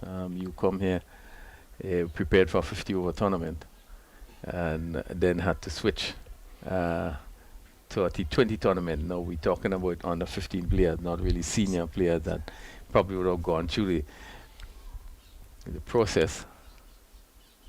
Who have gone through, playing at a lower level and then up to the higher level would be more experienced in being able to adapt. So at this under 15 level, we have been preparing probably some of the teams for months for that 50 over format, and now being switched will be definitely a challenge. Not only the coaches, for the players themselves. This one is pushed down to mid-off, no chance of a run. Yeah, I agree that that sudden change, and it's no ball signal, so it's going to be a free hit. Seem to be overstepping. Let's see, score moves to 18. Short delivery, and again, he didn't do much with it. As he was looking to pull, maybe this came on to him probably a bit quicker. Score immediately 18 for 1. Yeah, as I say, that's level of adjustment, and I think it's all in the interest of just getting cricket to be played after so many days rain, and so it still have its purpose. Yes, it certainly, I think, was good to know that we are able to get some cricket, and I guess the young players are going to learn from that. It's really an experience where they have to change format very quickly. Seemingly, getting into it quite well.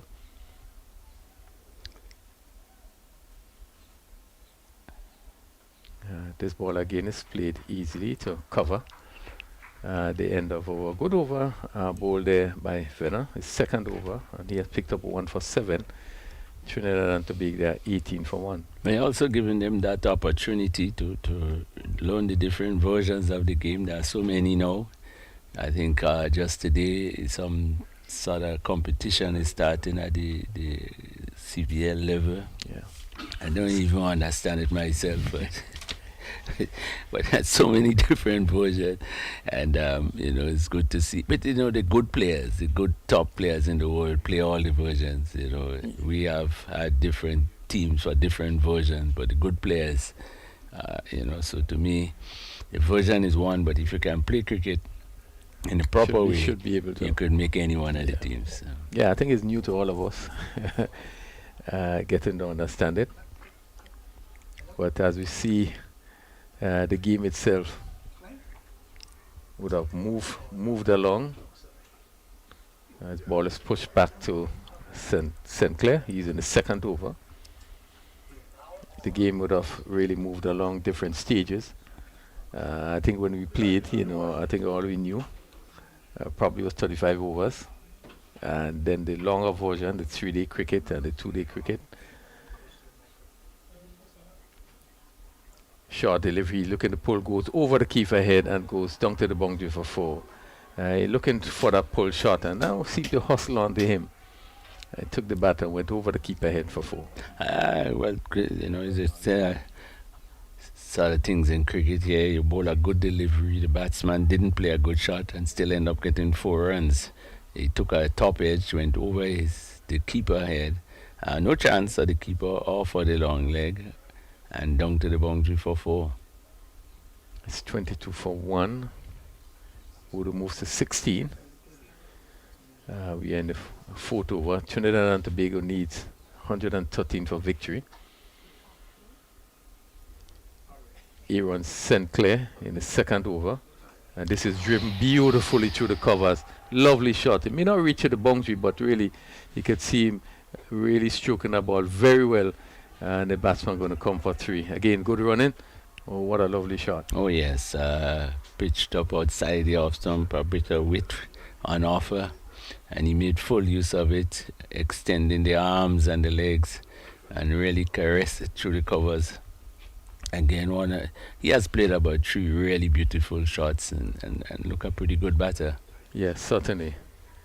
That's really a beautiful shot. He's on 19, and he has only faced just 9 deliveries.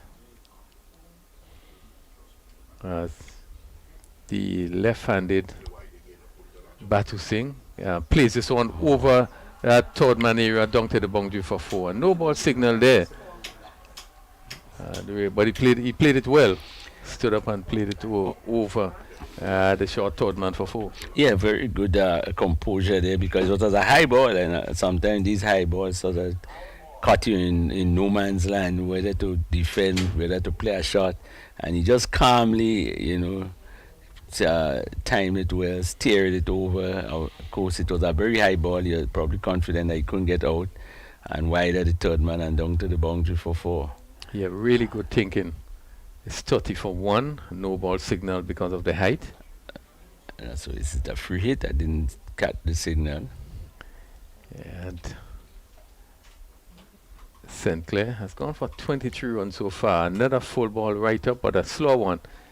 I think he really disguised this one very well, and it's pushed down to mid-on. And the batsman pick up another run. 31 for 1. I think these are errors by the bowlers in terms of the high ball or the wide ball. It's just a learning lesson that we had to go and practice harder and train, longer hours. Still in the fourth over. Again, stroke. Beautiful. Another lovely shot. Straight to that short cover there. But really timed it really beautiful. Boodoo.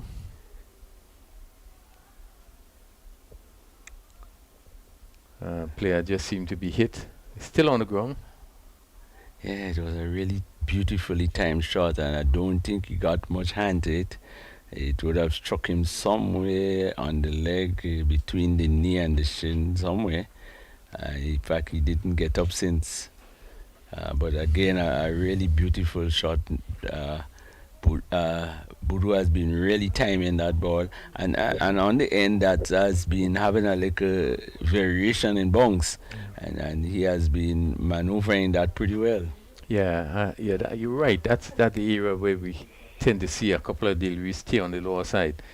But the thing about him, I think he's getting closer to the line of the ball. You're making a point where we found that some of the batsmen were probably just staying sideways and not probably, try to get that left foot closer to the ball. But we are seeing him doing that, and he really stroked it. He timed it beautifully, and the fielder is still down. I thought I saw the signal in the stretcher. I think just in that area between the shin, between the ankle and probably the knees, you get a elastic pain unless you get there. You can hardly move. One get the impression is somewhere that he has been hit.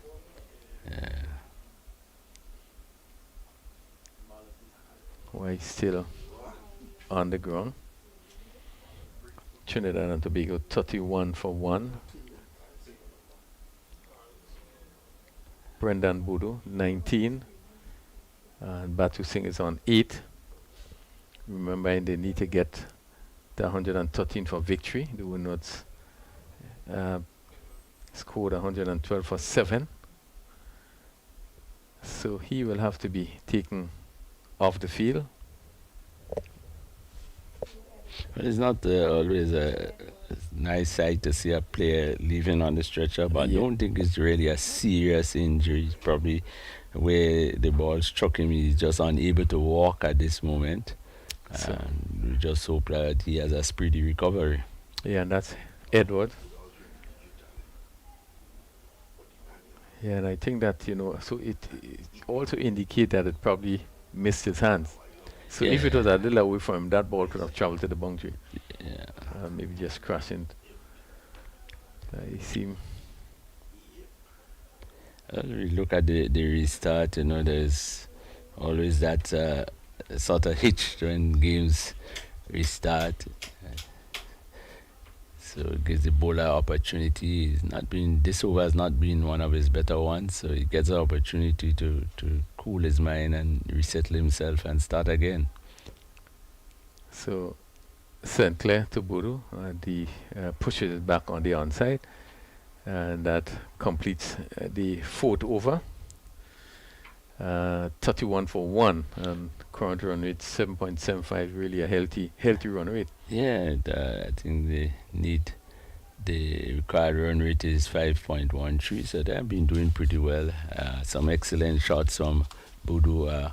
The bowling has that over, the previous over, quite a few loose deliveries, but I think the highlight has really been the batting of Bodo so far. Yeah.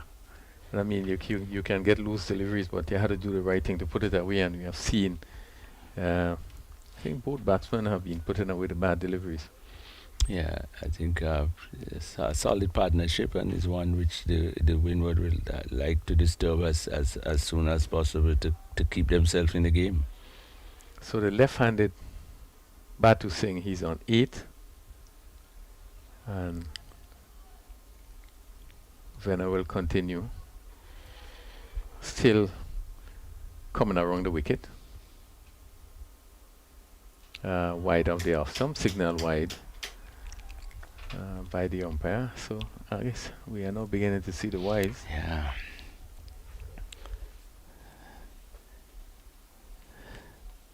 It's a tough thing when you're not used to that and be able to, it's a skill. It calls for a lot of practice. And this one is cut down to third man. And the Ambler single. So And a no ball. And again, no ball signal.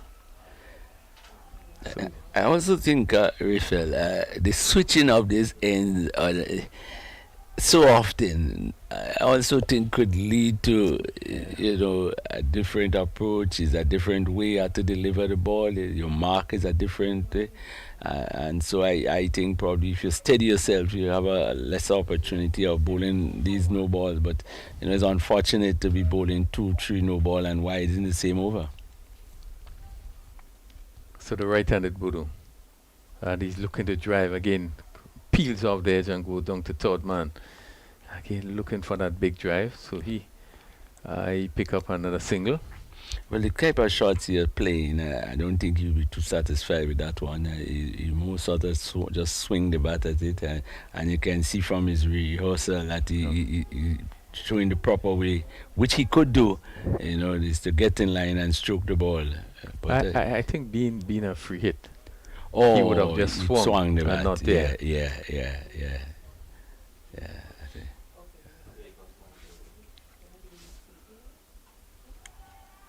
It's played to backward point. The backward point had to move to the right. So one more to Batu Singh. He goes into double figure on 10. Yeah, and as we were talking about the bowling, it's so important in terms of your rhythm to the wicket, your run up, and as you say, going from left side to side. Again, it demands a lot more for you to keep the sort of length that is required and the line. Yeah, well, it's good to see the Windward reacting to Bodo. They have now put a deep sweeper on the offside. Short swung, and the Whittier zone goes over mid on, and the batsman pick up 2 runs. So Bodo continues. He moves to 22, picking up this delivery from maybe just outside the off stump. Well, this is ironic. I wonder what will happen here. The both umpires are signaling one shot. I have not seen that in cricket. Not to show how many runs how many runs that. Well, they must have scored one because they did cross. So, Played again, stroked that really beautifully. Good timing. Just went straight to the fielder at cover. But he does look a good player. he's definitely one of the top batters I've seen in the tournament so far.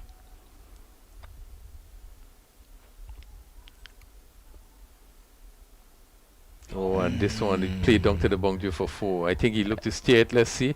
Yeah, just cross the boundary there and goes down to the boundary of 4. I don't think he wanted it to go so fine. But just get it just out of the reach of the keeper. Yeah, I think it probably bounced a bit more than he's not a tall guy. Probably had a little more height than he expected. He was really just going to calmly steer it between what would be a short third man and a point. But he took an edge and went past the keeper. And he covers up, pushes final delivery out into the offside. And there's no run. So Bodo is on 25. Just faced some 16 deliveries so far. And Batu Singh is on 10. Trinidad and Tobago, I think, well placed 41 for 1, and we only had 5 overs completed. Yeah, that's a pretty good position to find yourself in at this stage, going at just 8.20 runs are over, when the required rate is what, 4 or 4.8. So a good position, but again, some pretty good batting. The bowling has just fallen apart in the last 2 or so overs, but I think the highlight so far has definitely been the batting of Bodo. The other batsman, Batu Singh. Batu Singh, he's not as explosive as Bodo, but he's surely playing his role and batting pretty okay. Yeah, and that's what is necessary. They are picking up the singles, pushing it around, and that is so important. And again, we've seen people like him and Fonte in the previous match has that ability to play the longer version of the game. So we see him spin for the first time, and it's coming from this northern end, Leon Alexander, in a great deal of flight. Not too often you see the leg spinners from this end, but tossed up, and again not getting hold of this one, looking for the big drive. Batu Singh. He's a pretty okay spinner. He gets the ball to drift and to turn a bit. That's something, Ali, we would have always spoken about. The ball given a lot of air and hit down to mid-on, and the pick up an easy single. We speak a lot about, the end that the bowlers bowl, and as you know, this is something we always look at based on where the wind is blowing. You have a good idea who to bowl where, and that southern end, as we know, has been the end you put the leg spinners, where as the off spinner comes from this northern end. Yeah. And I'm not too sure if there's another. I think the other spinner is an off spinner, so probably it's just a trial to see. But as we said, the wind coming from that hills, they really do assist the leg spinners bowling from the southern end. Yeah. And sometimes you try something different. Yeah, I think the only different now is that ball given a lot of air, good delivery. Again, push to the extra cover by Bodo. The fact that the facility is now really, surrounded by buildings, which means that here you probably wouldn't get this sort of breeze, stiff breeze coming across that you usually get. But again, it speaks to sometimes the quality of the leg spinner in that being able to bowl from each end. This one is hit down to mid-wicket, and again they're going to stop just inside the boundary, and surprisingly just one run taken. Yeah, that's also a big singer. I thought that maybe I thought he was going to the boundary because it was in the air for quite a while. Good running by the fielder at where he's at mid on long mid off, yeah, and he had to track back the ball again. And so many days rain here, the ball doesn't have that fast run off. So he basically fell and stayed in the position, and they were only able to get one run. But again, Budu playing another attacking shot. He's not a big guy. He looks pretty attractive. Yeah. And we have seen the ball stopping when hit out to the boundary. Again, it's not that it's hit with brute force, but hit up. So when it drops, it stops. There should have been 2 easy runs there. It's 43 for 1, Trinidad and Tobago. Budu 26.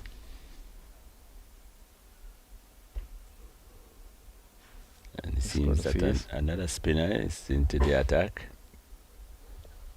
As you see, another spinner And from the southern end. Probably this might be the off spinner we look to see. I think he is. He's one leg spinner. But with just 4 feelers on the leg side. Let's see. Yeah, Ball off spinner. hit to long on. And he pick up one more. These days, and it's out and no ball. These days, it's very difficult to tell by the field placing who is bowling. The field these days doesn't seem to have no pattern. And he actually has the same feel as a leg spinner, but I think he is an off spinner.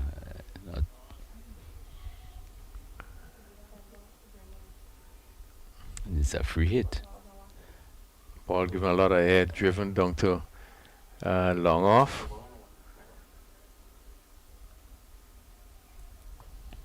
Batu Singh. I didn't for the second time. I saw the no ball signal and didn't see the free hit signal. I'm not too sure if I just lost that. Yeah, I didn't see it myself. Fontenelle it is. This one hit down to mid wicket. There's a fielder place on the boundary. And again, well played by Budu. No ball signal again. Very interesting to see. This time he signaled the free. Quite a bit of no balls being bowled. From the spinners. Yeah. And then this one is very wide. Very wide. who's the bowler? That's Fontenelle.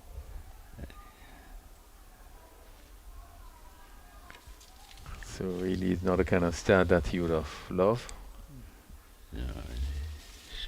Surely losing their way with the bowling. Ball hit straight, and this one could go down to the boundary for 4. Again, tossed up. Yes, we keep talking about the age, but sometimes we have to also look at the thinking pattern. Now, this is a free hit, and it was a generous flighty delivery. Though you can't get a wicket out. What he tried is not to get a 6, so you wonder, See what he does. Again, another wide delivery, and seems to be struggling Fontenelle in this first over. So far gone for 10. Just 2 deliveries, legal deliveries. So Budu 28, Batu Singh, who is facing on 16. Again, looking to hit this one square. I think No contact. The umpire just had a little pity on him. Lenient, being lenient. Very lenient.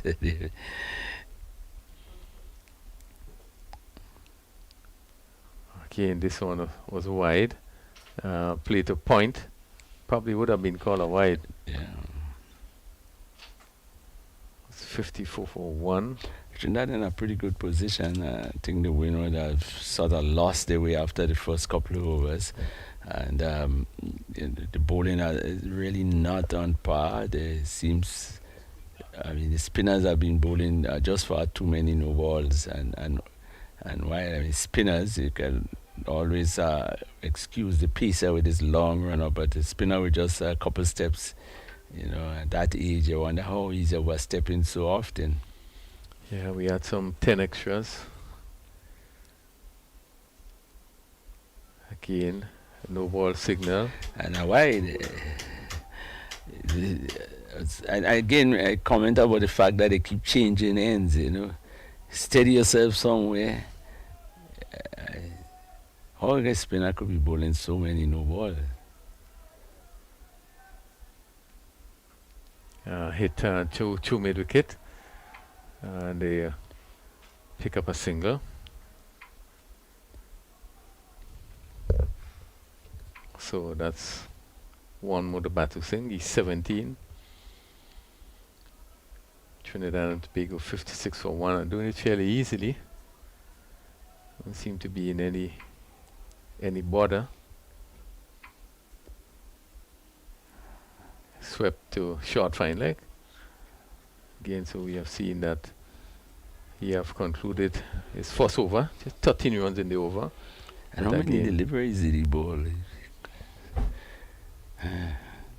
It's not a good over at this stage of the game.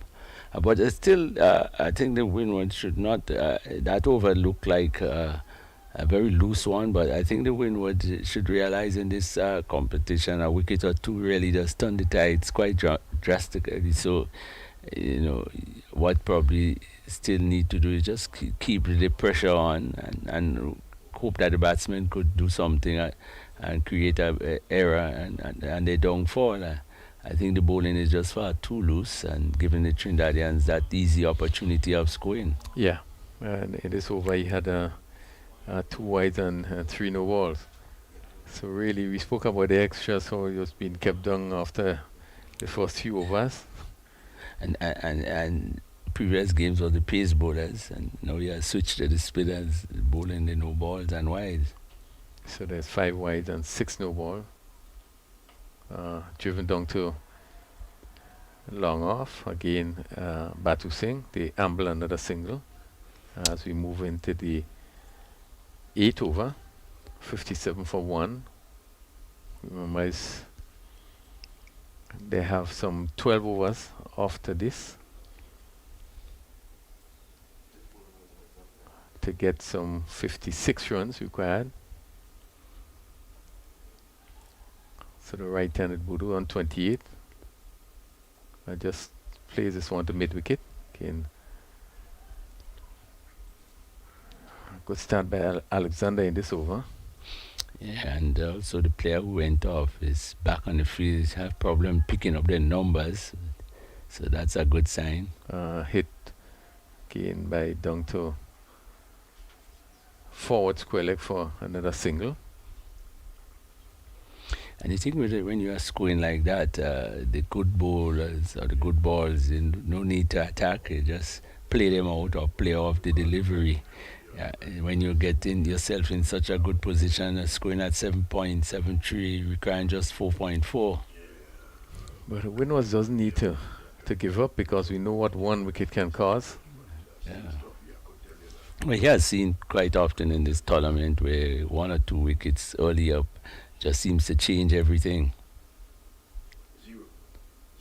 Alexander goes around the wicket. This one is again played to backward point. They again get another single. Not timing it. It went slowly, bouncing down to backward point. So Batu Singh move up to 19. The right-handed Bodo. Mid-wicket, deep backward skip around the boundary. Ball give a lot of air. And he came forward and push it back along the wicket.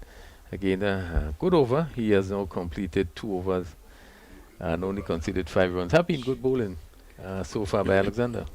Yeah, he has pitched pretty well. He has kept the ball on a pretty good line and length. He's not a big turner. He's a leg spinner, but he has not been turning the ball that much. So he's attacking the stumps. And I think well handled by the 2 Trinidadian batsmen. Watching him again, as we said, he probably being a better bowler at this point in time. No need to force an attack on him.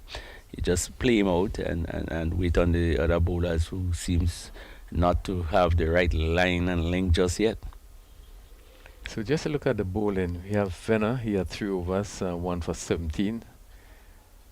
St. Clair was probably on the expensive side, 2 overs for 24. Alexander, just 5 in his 2 overs. And Fontenelle, he had 13 in his first over.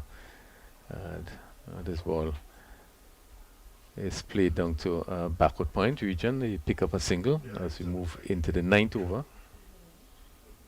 Is there a bowling change at the, and it's difficult to see. Seem to be the same bowler. Let's see.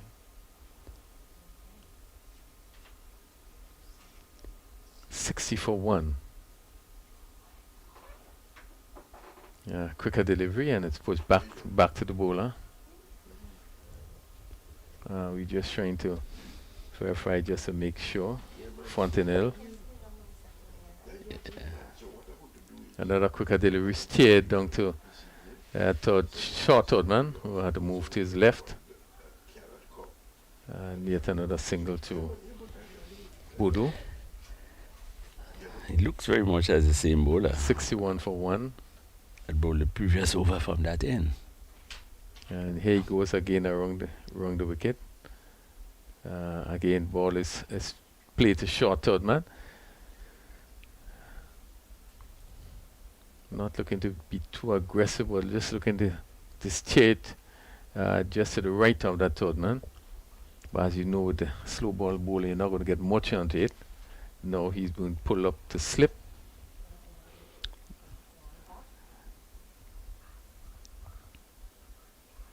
Again, ball played back to the bowler.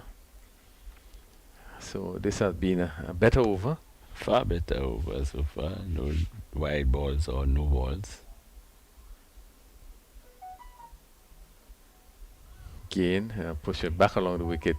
And really, this has been a very good over. Yeah, very good over in comparison with this previous one, where he had 2 no ball and 3 wides. So he settled himself quite nicely. I think though, but Windward would need to pick up wickets. I think they need to pick up wickets. 61 for 1. They're scoring at a run rate of 6.9. He has dropped a bit, but they're still over the required run rate. Yeah, they certainly will need to pick up wickets to really get back into this game. And, as I said before, you pick up one, what can happen picking up 1 or 2 wickets. So they need to be positive.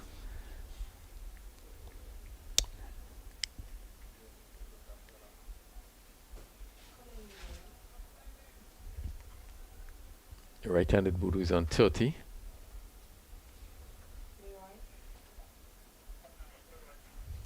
Seeing little adjustment.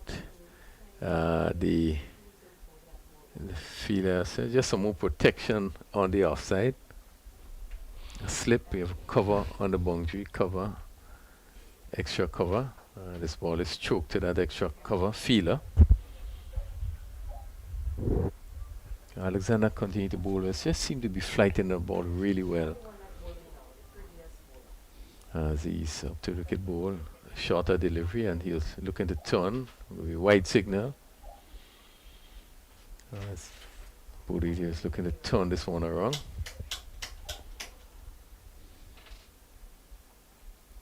.62.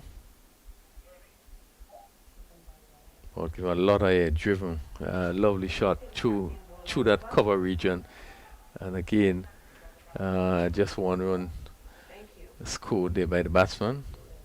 One thing that should have been attempt to score 2 there.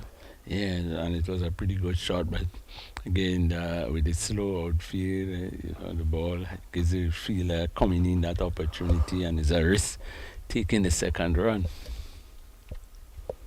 The long off and long on is pushed right back.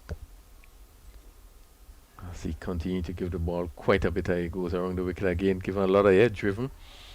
The cover fielder comes off the boundary. Bowling well to his field. He's into his 3rd over, just 7 runs off his bowling. 8 runs. 64 for 1. just bowling over to the right-hander and around to the left-hander. Ball again, just play to the backward point.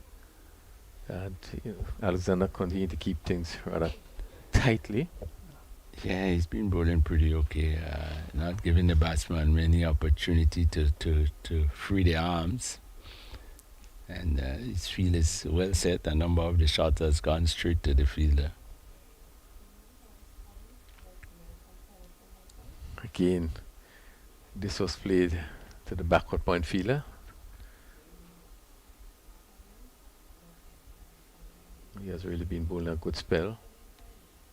Just one delivery to complete his third over. Backward square mid-wicket and long on, all on the boundary. The bowler not a good delivery to just push back along the wicket. And that concludes his third over. Just going for 8 runs. Have been a good spell. Yeah, good spell and in the condition of the game where Trinidad at one point seems to be running away with it. He has sort of pulled back a bit. At one time it was 8, it is now 6. 8 runs per over. It's now gone to 6.40.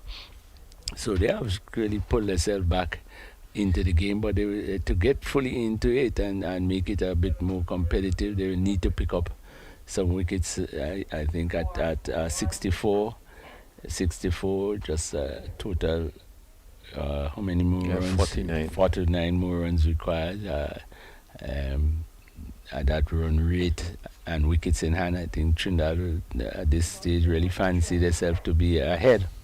Yeah, definitely. I think they are in a better position. I don't think there's any issues with the run rate. I think it's a matter of the Windies picking up wickets if they're going to stall them. With some 60 deliveries to go and the 49, they could afford to take the time and just push it around and get to that total. Or you're not missing any cricket. There's now the break after 10 overs. As we see, the coaches, Windwards coach, John Eugene, just having a chat on the boundary line. I know that he probably would try to impart, some more knowledge, some more advice to the team. And there is a critical area at this level where you have to be constantly advising and giving directive. One of the things that we are seeing in under 15 cricket, the coaches, will constantly be around the boundary, giving whatever advice and direction that is necessary. But I do believe now, where they are now, they will need all that advice at this point in time, being Trinidad and Tobago 64 for 1. The Windies know how to find a way to even tighten things or even try to pick up some wickets.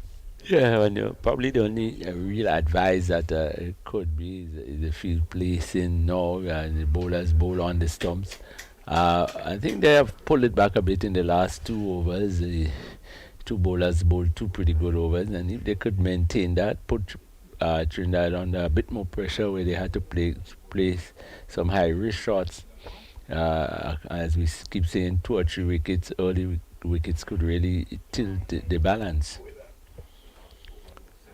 So this one is played to short fine leg, and they pick up a run again. Matthew Singh going for the big drive.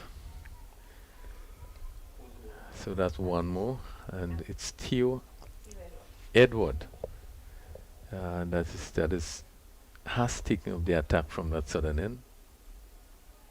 His first over just went for 3. Very short delivery to hit to mid-off, and they go through for a single. Good running, and went straight to the field. I will be disappointed they didn't do much more with that delivery. But it was in the end probably not as easy to hit because that ball pitched so far. He actually nearly pitched twice before he got to the strike. He really pulled it down, and for a batsman to get to run out of that, he would have been extremely disappointed. Fortunately, only 1 run. So Edward goes around the wicket, This ball is pushed on the offside. Batu Singh. It's on 22. So far, faced 33 deliveries. Edward again played to that backward point fielder and played very slowly, giving them the opportunity to pick up a single. So doing it in singles. 46 required. We are in the 10th over, or 11th over, and looking for the drive there is Pudu, making no contact. So maybe we'll see, maybe the advice, something different. Quicker deliveries, hit down to mid-wicket, short delivery, and really really putting away those bad balls, hit it down to that wide, long on position for 4. What I had to say just before that delivery probably is a good thing I didn't, because since in that Trinidad was now seems to be trying to get there in singles, probably Windward could have put a little bit more pressure on them and bring in the fielders rather than having so many boundary riders, and then up come a very short delivery and was struck over to the boundary for 4. Again, good batting by Bodo, really a talented batsman. I think one for the future for sure. All the players are, but he surely looks ahead of most of the batters we have seen in this tournament. With 7-1 for 1, I think in terms of who in front, obviously the Trinidadians, but I will keep saying wickets does change the situation of games, and Windward needs to try to pick up wickets. Yeah, and I certainly agree with you. In a situation like this, you have to come up with trying to do something different. But Batu Singh, Bodo rather, continue to put away the bad deliveries, and he does it with such confidence. I think the key is getting into the right position. As we see Aiden Burton, and he's going to take up the attack at this northern end. And let's see a ball. This one is played to cover and seem to be off spin. First delivery, we probably have a look at him. Short third man, backward point cover on the boundary, long off on the boundary. Yeah. This one hit down to long off. It's an off spinner. 72 for 1. Batu Singh goes to 24. The right-handed Bodo was so far really impressed.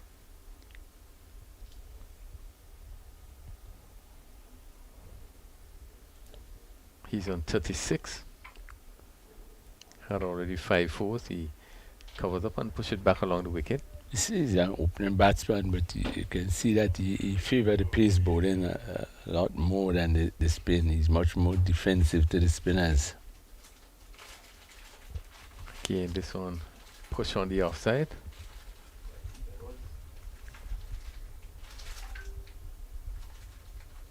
We are in the 12th over. Still a run rate above 6.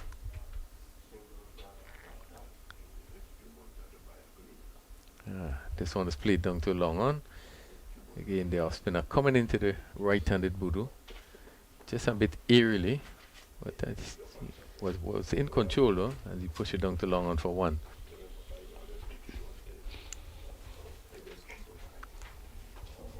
Left-handed Batu Singh. Tossed up. Again, he's looking to cut, made no contact, and that concluded the first over by Burton. Just going for 2 runs, so have been a good over. So after 12 overs, Trinidad and Tobago 73 for 1, looking to get up to 113 for victory. Yeah, good over from Burton, off spinner from the traditional Davo end. Didn't created much problem. He was just good on line and link, and the batsman was on the defense. They're in a good position, that's Trinidad, so there's no need to risk at this stage. So it is to Windward now to create something. Trinidad seemed to be just motoring along nice and easy. So Windward now is the one that is faced with a challenge to change the game. Edward, this outside the off stomach. This is probably one of, ill-advised shot. A slow bowler, just looking to push at it wide of the off stump. Boodoo. Again, it's hit into mid-wicket. The fielder coming off the boundary, and the more or less amble a single.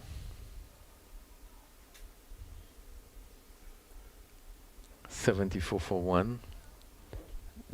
I like to see he plays that pull shot. He seems really in control. His drives and his pull looks rather well.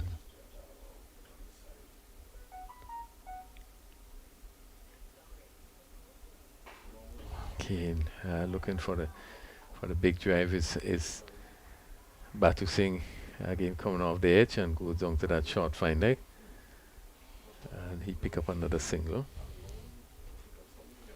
I think he probably just lifted his head a bit as he was looking for that big drive. Boodoo steer this one neatly down to backward point. And let's see, they're going to come back for 2 runs. And well played shot. You can see the control. Just steered it just to the right of the short third man, who had to do some running. And I say that again, with the 5 boundary riders, I think at this stage of the game they could look to put a lovely shot. Hit down to mid-wicket, just in front of the field at mid-wicket. And one thought, a better effort should have been made there. Yeah, well, sometimes you just doesn't pick up the flight of the ball to know whether you could come in and dive or you stay back to save the boundary. It was those sort of challenging situation, and I think what he set out to do, he did it, and that was to save the boundary.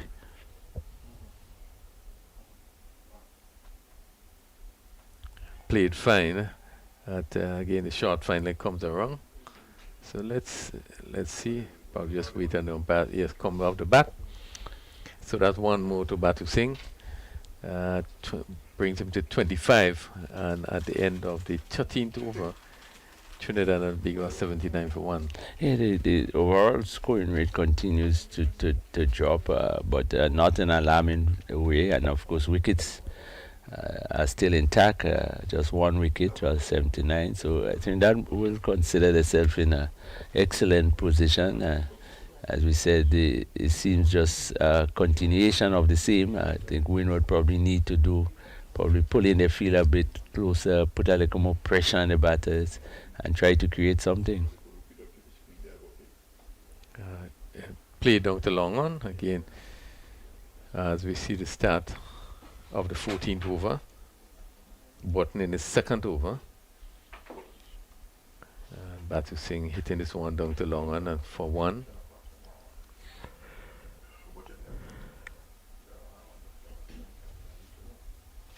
And this ball, off spinner, not bowling too fast, just seemed to be still giving it some time so he could probably bounce and turn a bit, giving it some air. Off spinner. He's not bowling too bad. He's got a pretty good line and length. Again, good line, play to cover. He has bowled very well so far, just 3 runs. He's in his 2nd over. And they're attacking Boodoo. Is back, and again, he could only hit to cover. He's keeping a really good line. This ball thrown over his head, and the batsman took the opportunity to take an extra run. Took an overthrow. Just a bit of weak feeling on the part of the field at extra cover. Just throwing it over the bowler's head.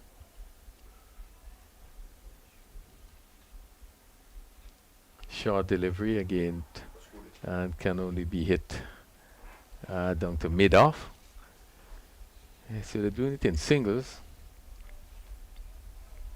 82.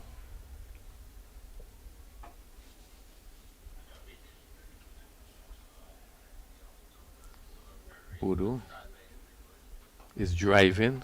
Kane, lovely shot. You can see him reaching out at the field at extra cover. Not feeling cleanly, but preventing the boundary. But the batsman still been able to get a single. So at the end of 14 overs, it's 83 for 1 Trinidad and Tobago. And they still require another 30 runs from 6 overs. 6 sixes, 36. So they could get there in singles, and of course, sure the boundaries will come. So again, in a good position. And I will keep saying, Windward, not that they're so flat, but probably they just need to adjust and do a little bit more with the field, put a little more pressure. The singles are coming far too easy.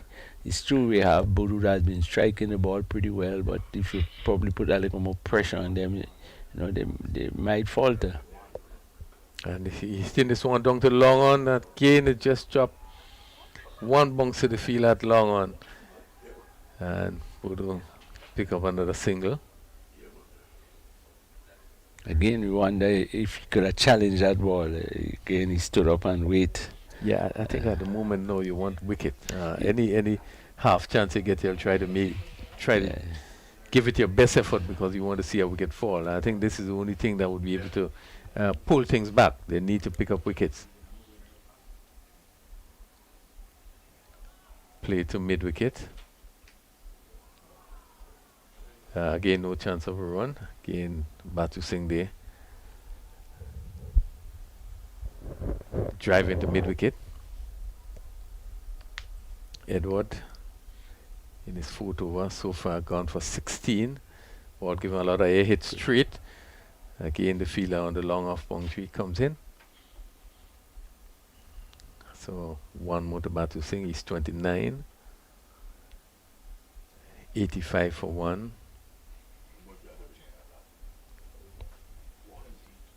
Bodo covers up and just push it back to the bowler. So 28 runs required.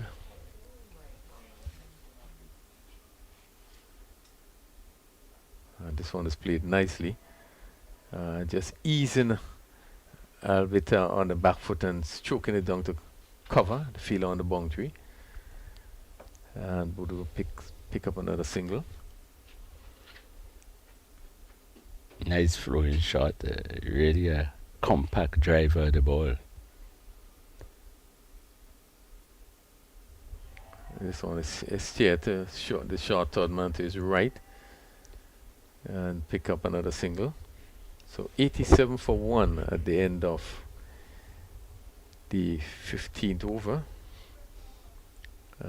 Trinidad and Tobago. Another 26 runs required from 5 overs, and they seem to be doing it rather easily.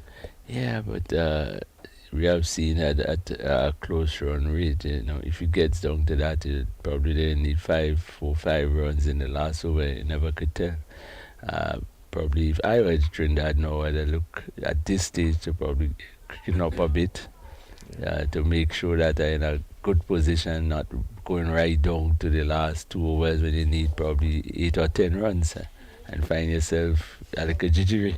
Yeah, that's right. And the fact that you only have lost 1 wicket so far, now you could look to step it up a bit. Yeah.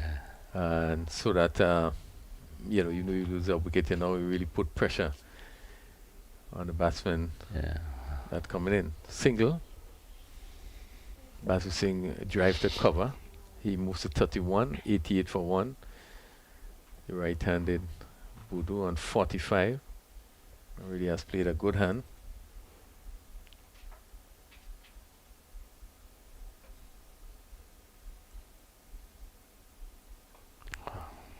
Another lovely drive, straight to extra cover.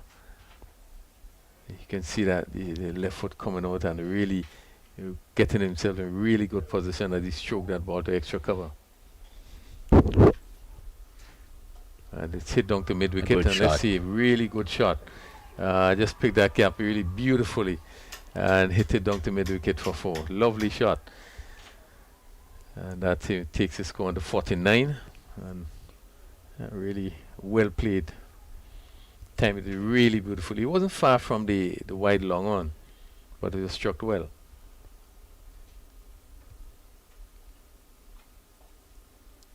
Play to backward point. He just seemed to be playing with all the ease. Yeah, and playing all around the wicket. He has the cut, the pull, the sweep, the drive. He's been playing all the shots. So there are 3 fielders back on the boundary on the leg side. It's one hit firmly again to cover, extra cover. Probably a bit disappointed. Yeah, definitely. The way he been playing, that one was asking to be hit, and he did hit, but straight to the player. And he's lifting this one. Again, picking the gap beautifully. And he's going to pick up at least 2 here. And that brings up a really good 50 for Bodo. It's 51. So 54 deliveries, 57 minutes and 6 fours. Really played a fine inning. Yeah, beautiful inning. Very compact batsman. He plays all around. As I say, 360. He been driving, he been cutting, he been pulling. Quite a number of very, very good cricketing shots, and it's a question of his going on. But I think he has put Trinidad in a very, very good position, very, very strong position. They've only lost 1 wicket. I think Windward need to turn the game around. We sort of just flatten repetition, same sort of field, same different bowlers, but quite a number of scoring opportunities. The field well spread, 5 men on the boundary. Yes, Bodo has been striking boundaries, but I don't think that he's this loose hitter. So you need to probably stop the singers, force them more to hit in the air and create a wicket taking opportunity.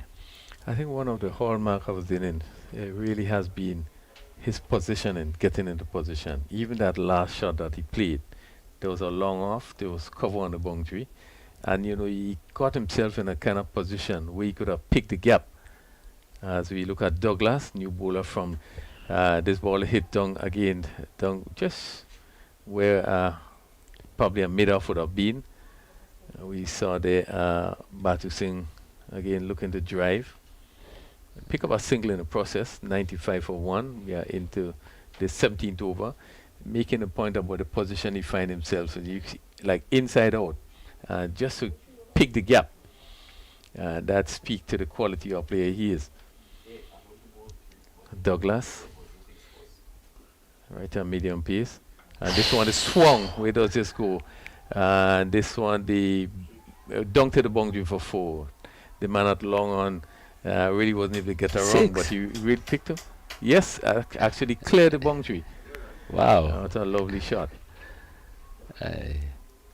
He must be about 4 feet something in height. Cut down on his knees and swung it lustily. That's a great shot. We could have seen Daniel, because Daniel have a bit of height and size, but that's an excellent shot from a very small guy.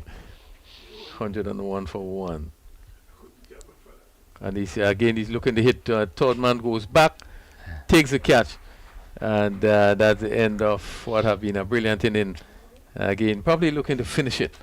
Comes off the edge, goes to third man, and who took the catch, and that fielder and third man, the Bartholomew, took a rather simple catch.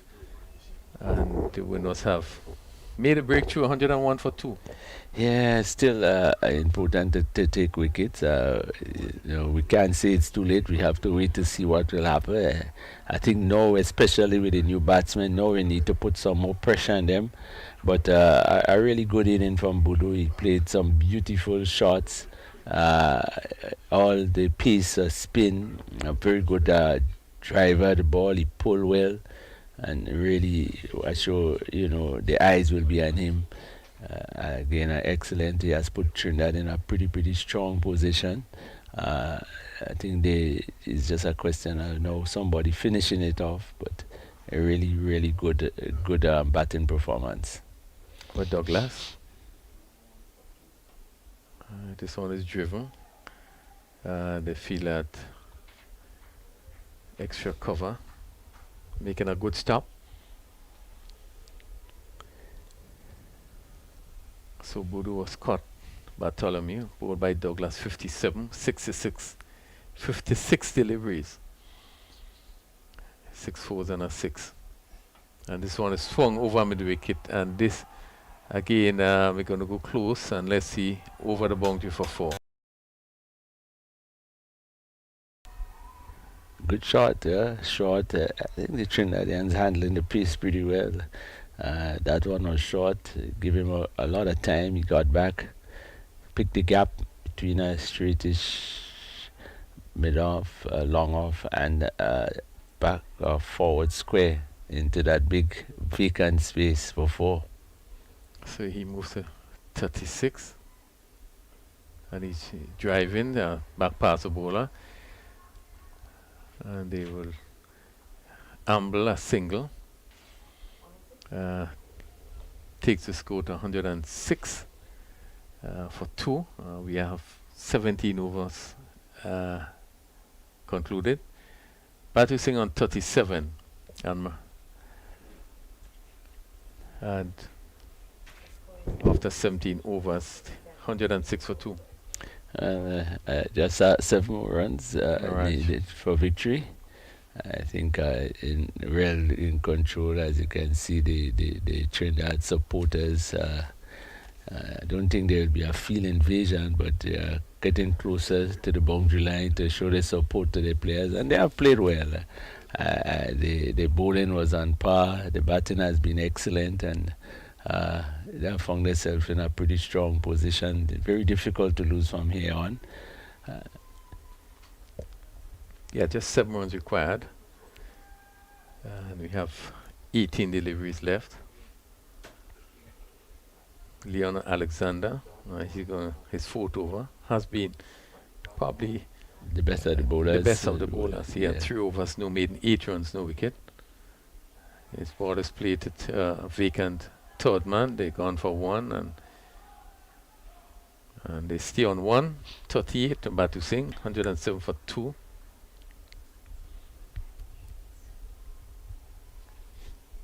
Maraj,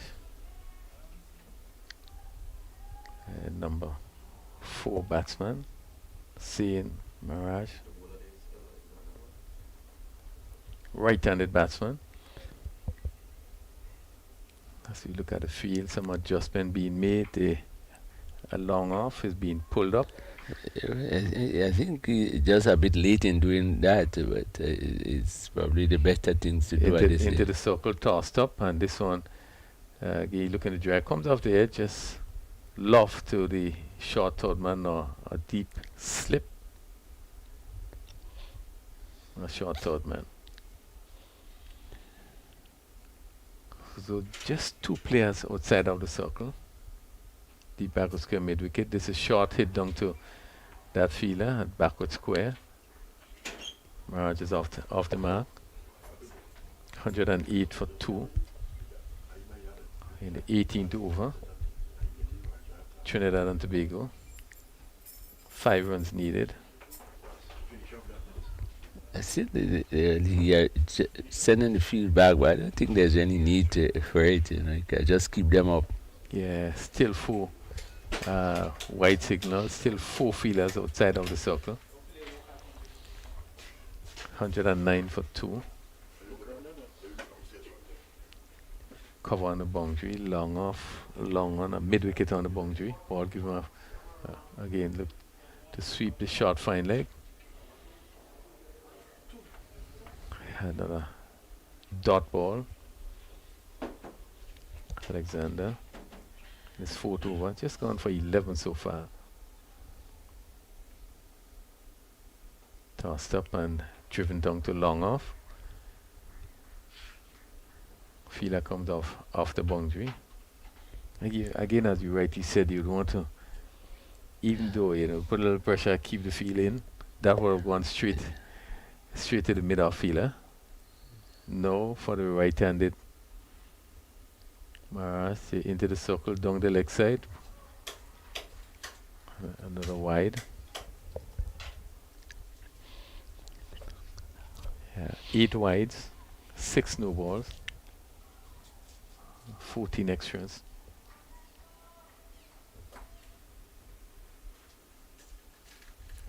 Kane, he's looking to cut. The leg spinner turning away, making no contact. Well, if he didn't touch it, and he was very fortunate not to have been called a wide. It was pretty wide. But I think it's all about Dustin now. Trinidad playing a really good game. They bowled pretty well, restricted the windward. Daniel was the only one that seems really was going well, and then played a very naughty shot.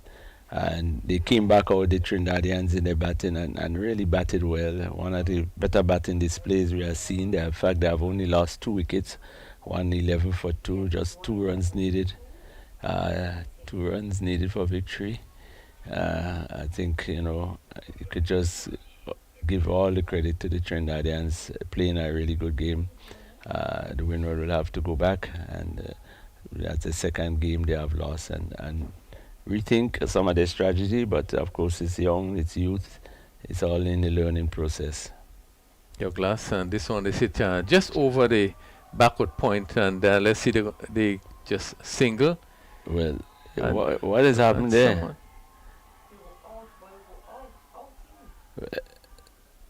Well, what has happened here? The batsman looking. Well, we just try to pick up what happened. A ball hit over point. The batsman took one, and then we see Batu Singh was just jogged back, waving, thinking that probably they have won the game. But based on our scorers here, it's would be 112. But let's see what the umpires. Well, the official scores are saying they need one more to win. The batsman thought they had won after the single. He started to celebrate and ran to the other end. The throw came into the end where he was not there, so one would have thought that the fielder could have run him out. He didn't. I don't think it was, make a difference. And that still seems to be trying to decide. Yeah, they think they have now decided that it's 1 run still. But, sometime. I'm not too sure if the bats, is there a scoreboard in operation? I'm not too sure where they got the clue from that they have won the game. But it's still 1 run needed to victory. In fact, the game is now tied. So after all the drama, it's still 1 run to win, and the game will continue. 112 for 2. 18.10 for both. Trinidad need 113 for victory. So Douglas. Maraj, he gonna bowl to Maraj. Well,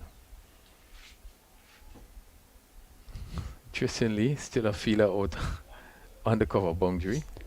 1 run required. Has Douglas over the wicket. Maraj on 1. Fielder now comes into the circle. And this ball is played to cover, extra cover.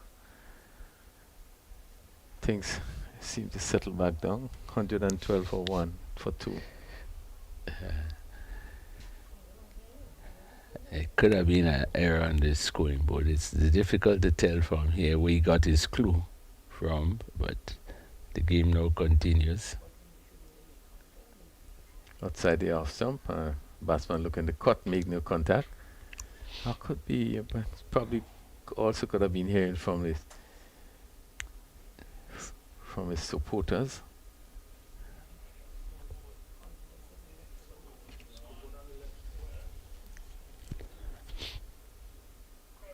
This is driven again straight to the cover fielder who didn't feel too cleanly, and they come to for a single. And Trinidad and Tobago was completed victory, convincing victory, 113 for 2, having defeated the Windwards, who made 112 for 7. Well, a convincing victory. I think they played really well. They started off by bowling pretty well. There were a period of time when Daniel and Fontaine sort of restored things for the Windward, but one time Daniel left with one of the sort of modern shots that create more issues than solution. He was going for a reverse sweep. Since then, the Windward was never really recovered. They didn't get probably the total they expected, and the Trinidadians came into bat and batted really well, especially Boodoo, who played an excellent inning, but only losing 2 wickets. I think a really, really good performance from the Trinidadians. And again, it's as we said, it's the name of the tournamentals is uprising, it's youths. So it's just a learning process. And from this game, the fact that they still has a lot to learn, we still see a lot of potential. Yeah, you're so right. Just a bit of the scorecard. Christian Lal, he was the first to go. He was bowled by Venner. He faced 3 deliveries. He didn't score. Batu Singh, not out 40. He's faced 53 deliveries. 73 minutes, had 3 fours. Brendan Boudou, I think he was really the feature. 57, 56 deliveries. 60 minutes, he had 6 fours and a 6. And Maharaj not out on 2. And they score 113 for 2 in 18.4 overs. Venner had 3.4 overs, 1 for 19. St. Clair 2 overs for 24.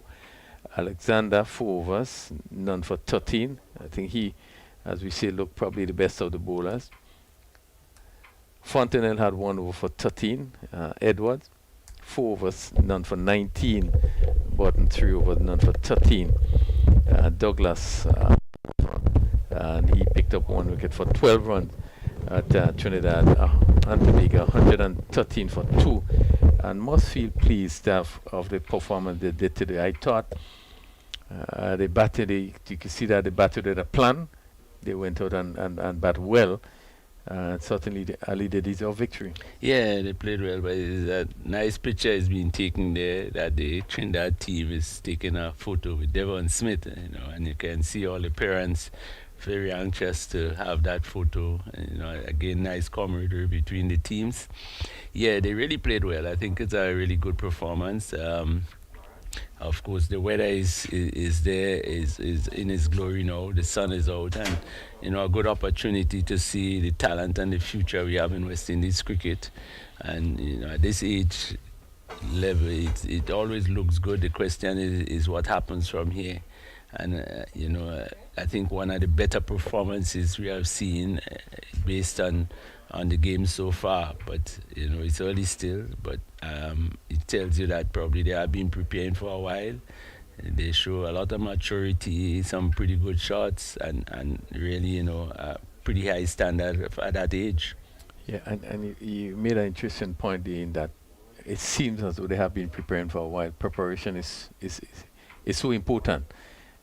We have seen, I think there's some level of discipline being shown even by the way they played. The batting of Boodoo really was outstanding, and I think Batu Singh played his role in that he stayed with him. He ended with 40 not out, and certainly you could see that they played with a plan. Really got up to that score with not much difficulty. Yeah, they really timed and control the game. They lost the early wicket, but they control the game from there on. And as we keep saying, a really good performance from the Trinidadians. The Windwards have lost, but again, they tried. They had 1 or 2, pretty good performances. Daniel was looking pretty good, and the bowling, the spinners. They still, Alexander, they tried, and so, still could hold their head high. They have lost, but still a good game. Yeah, certainly. Well, the conditions are beautiful down here at the National Stadium.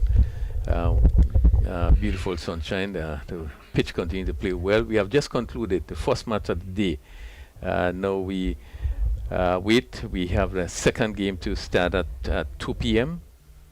That will be Jamaica versus Guyana. We do expect another keen contest.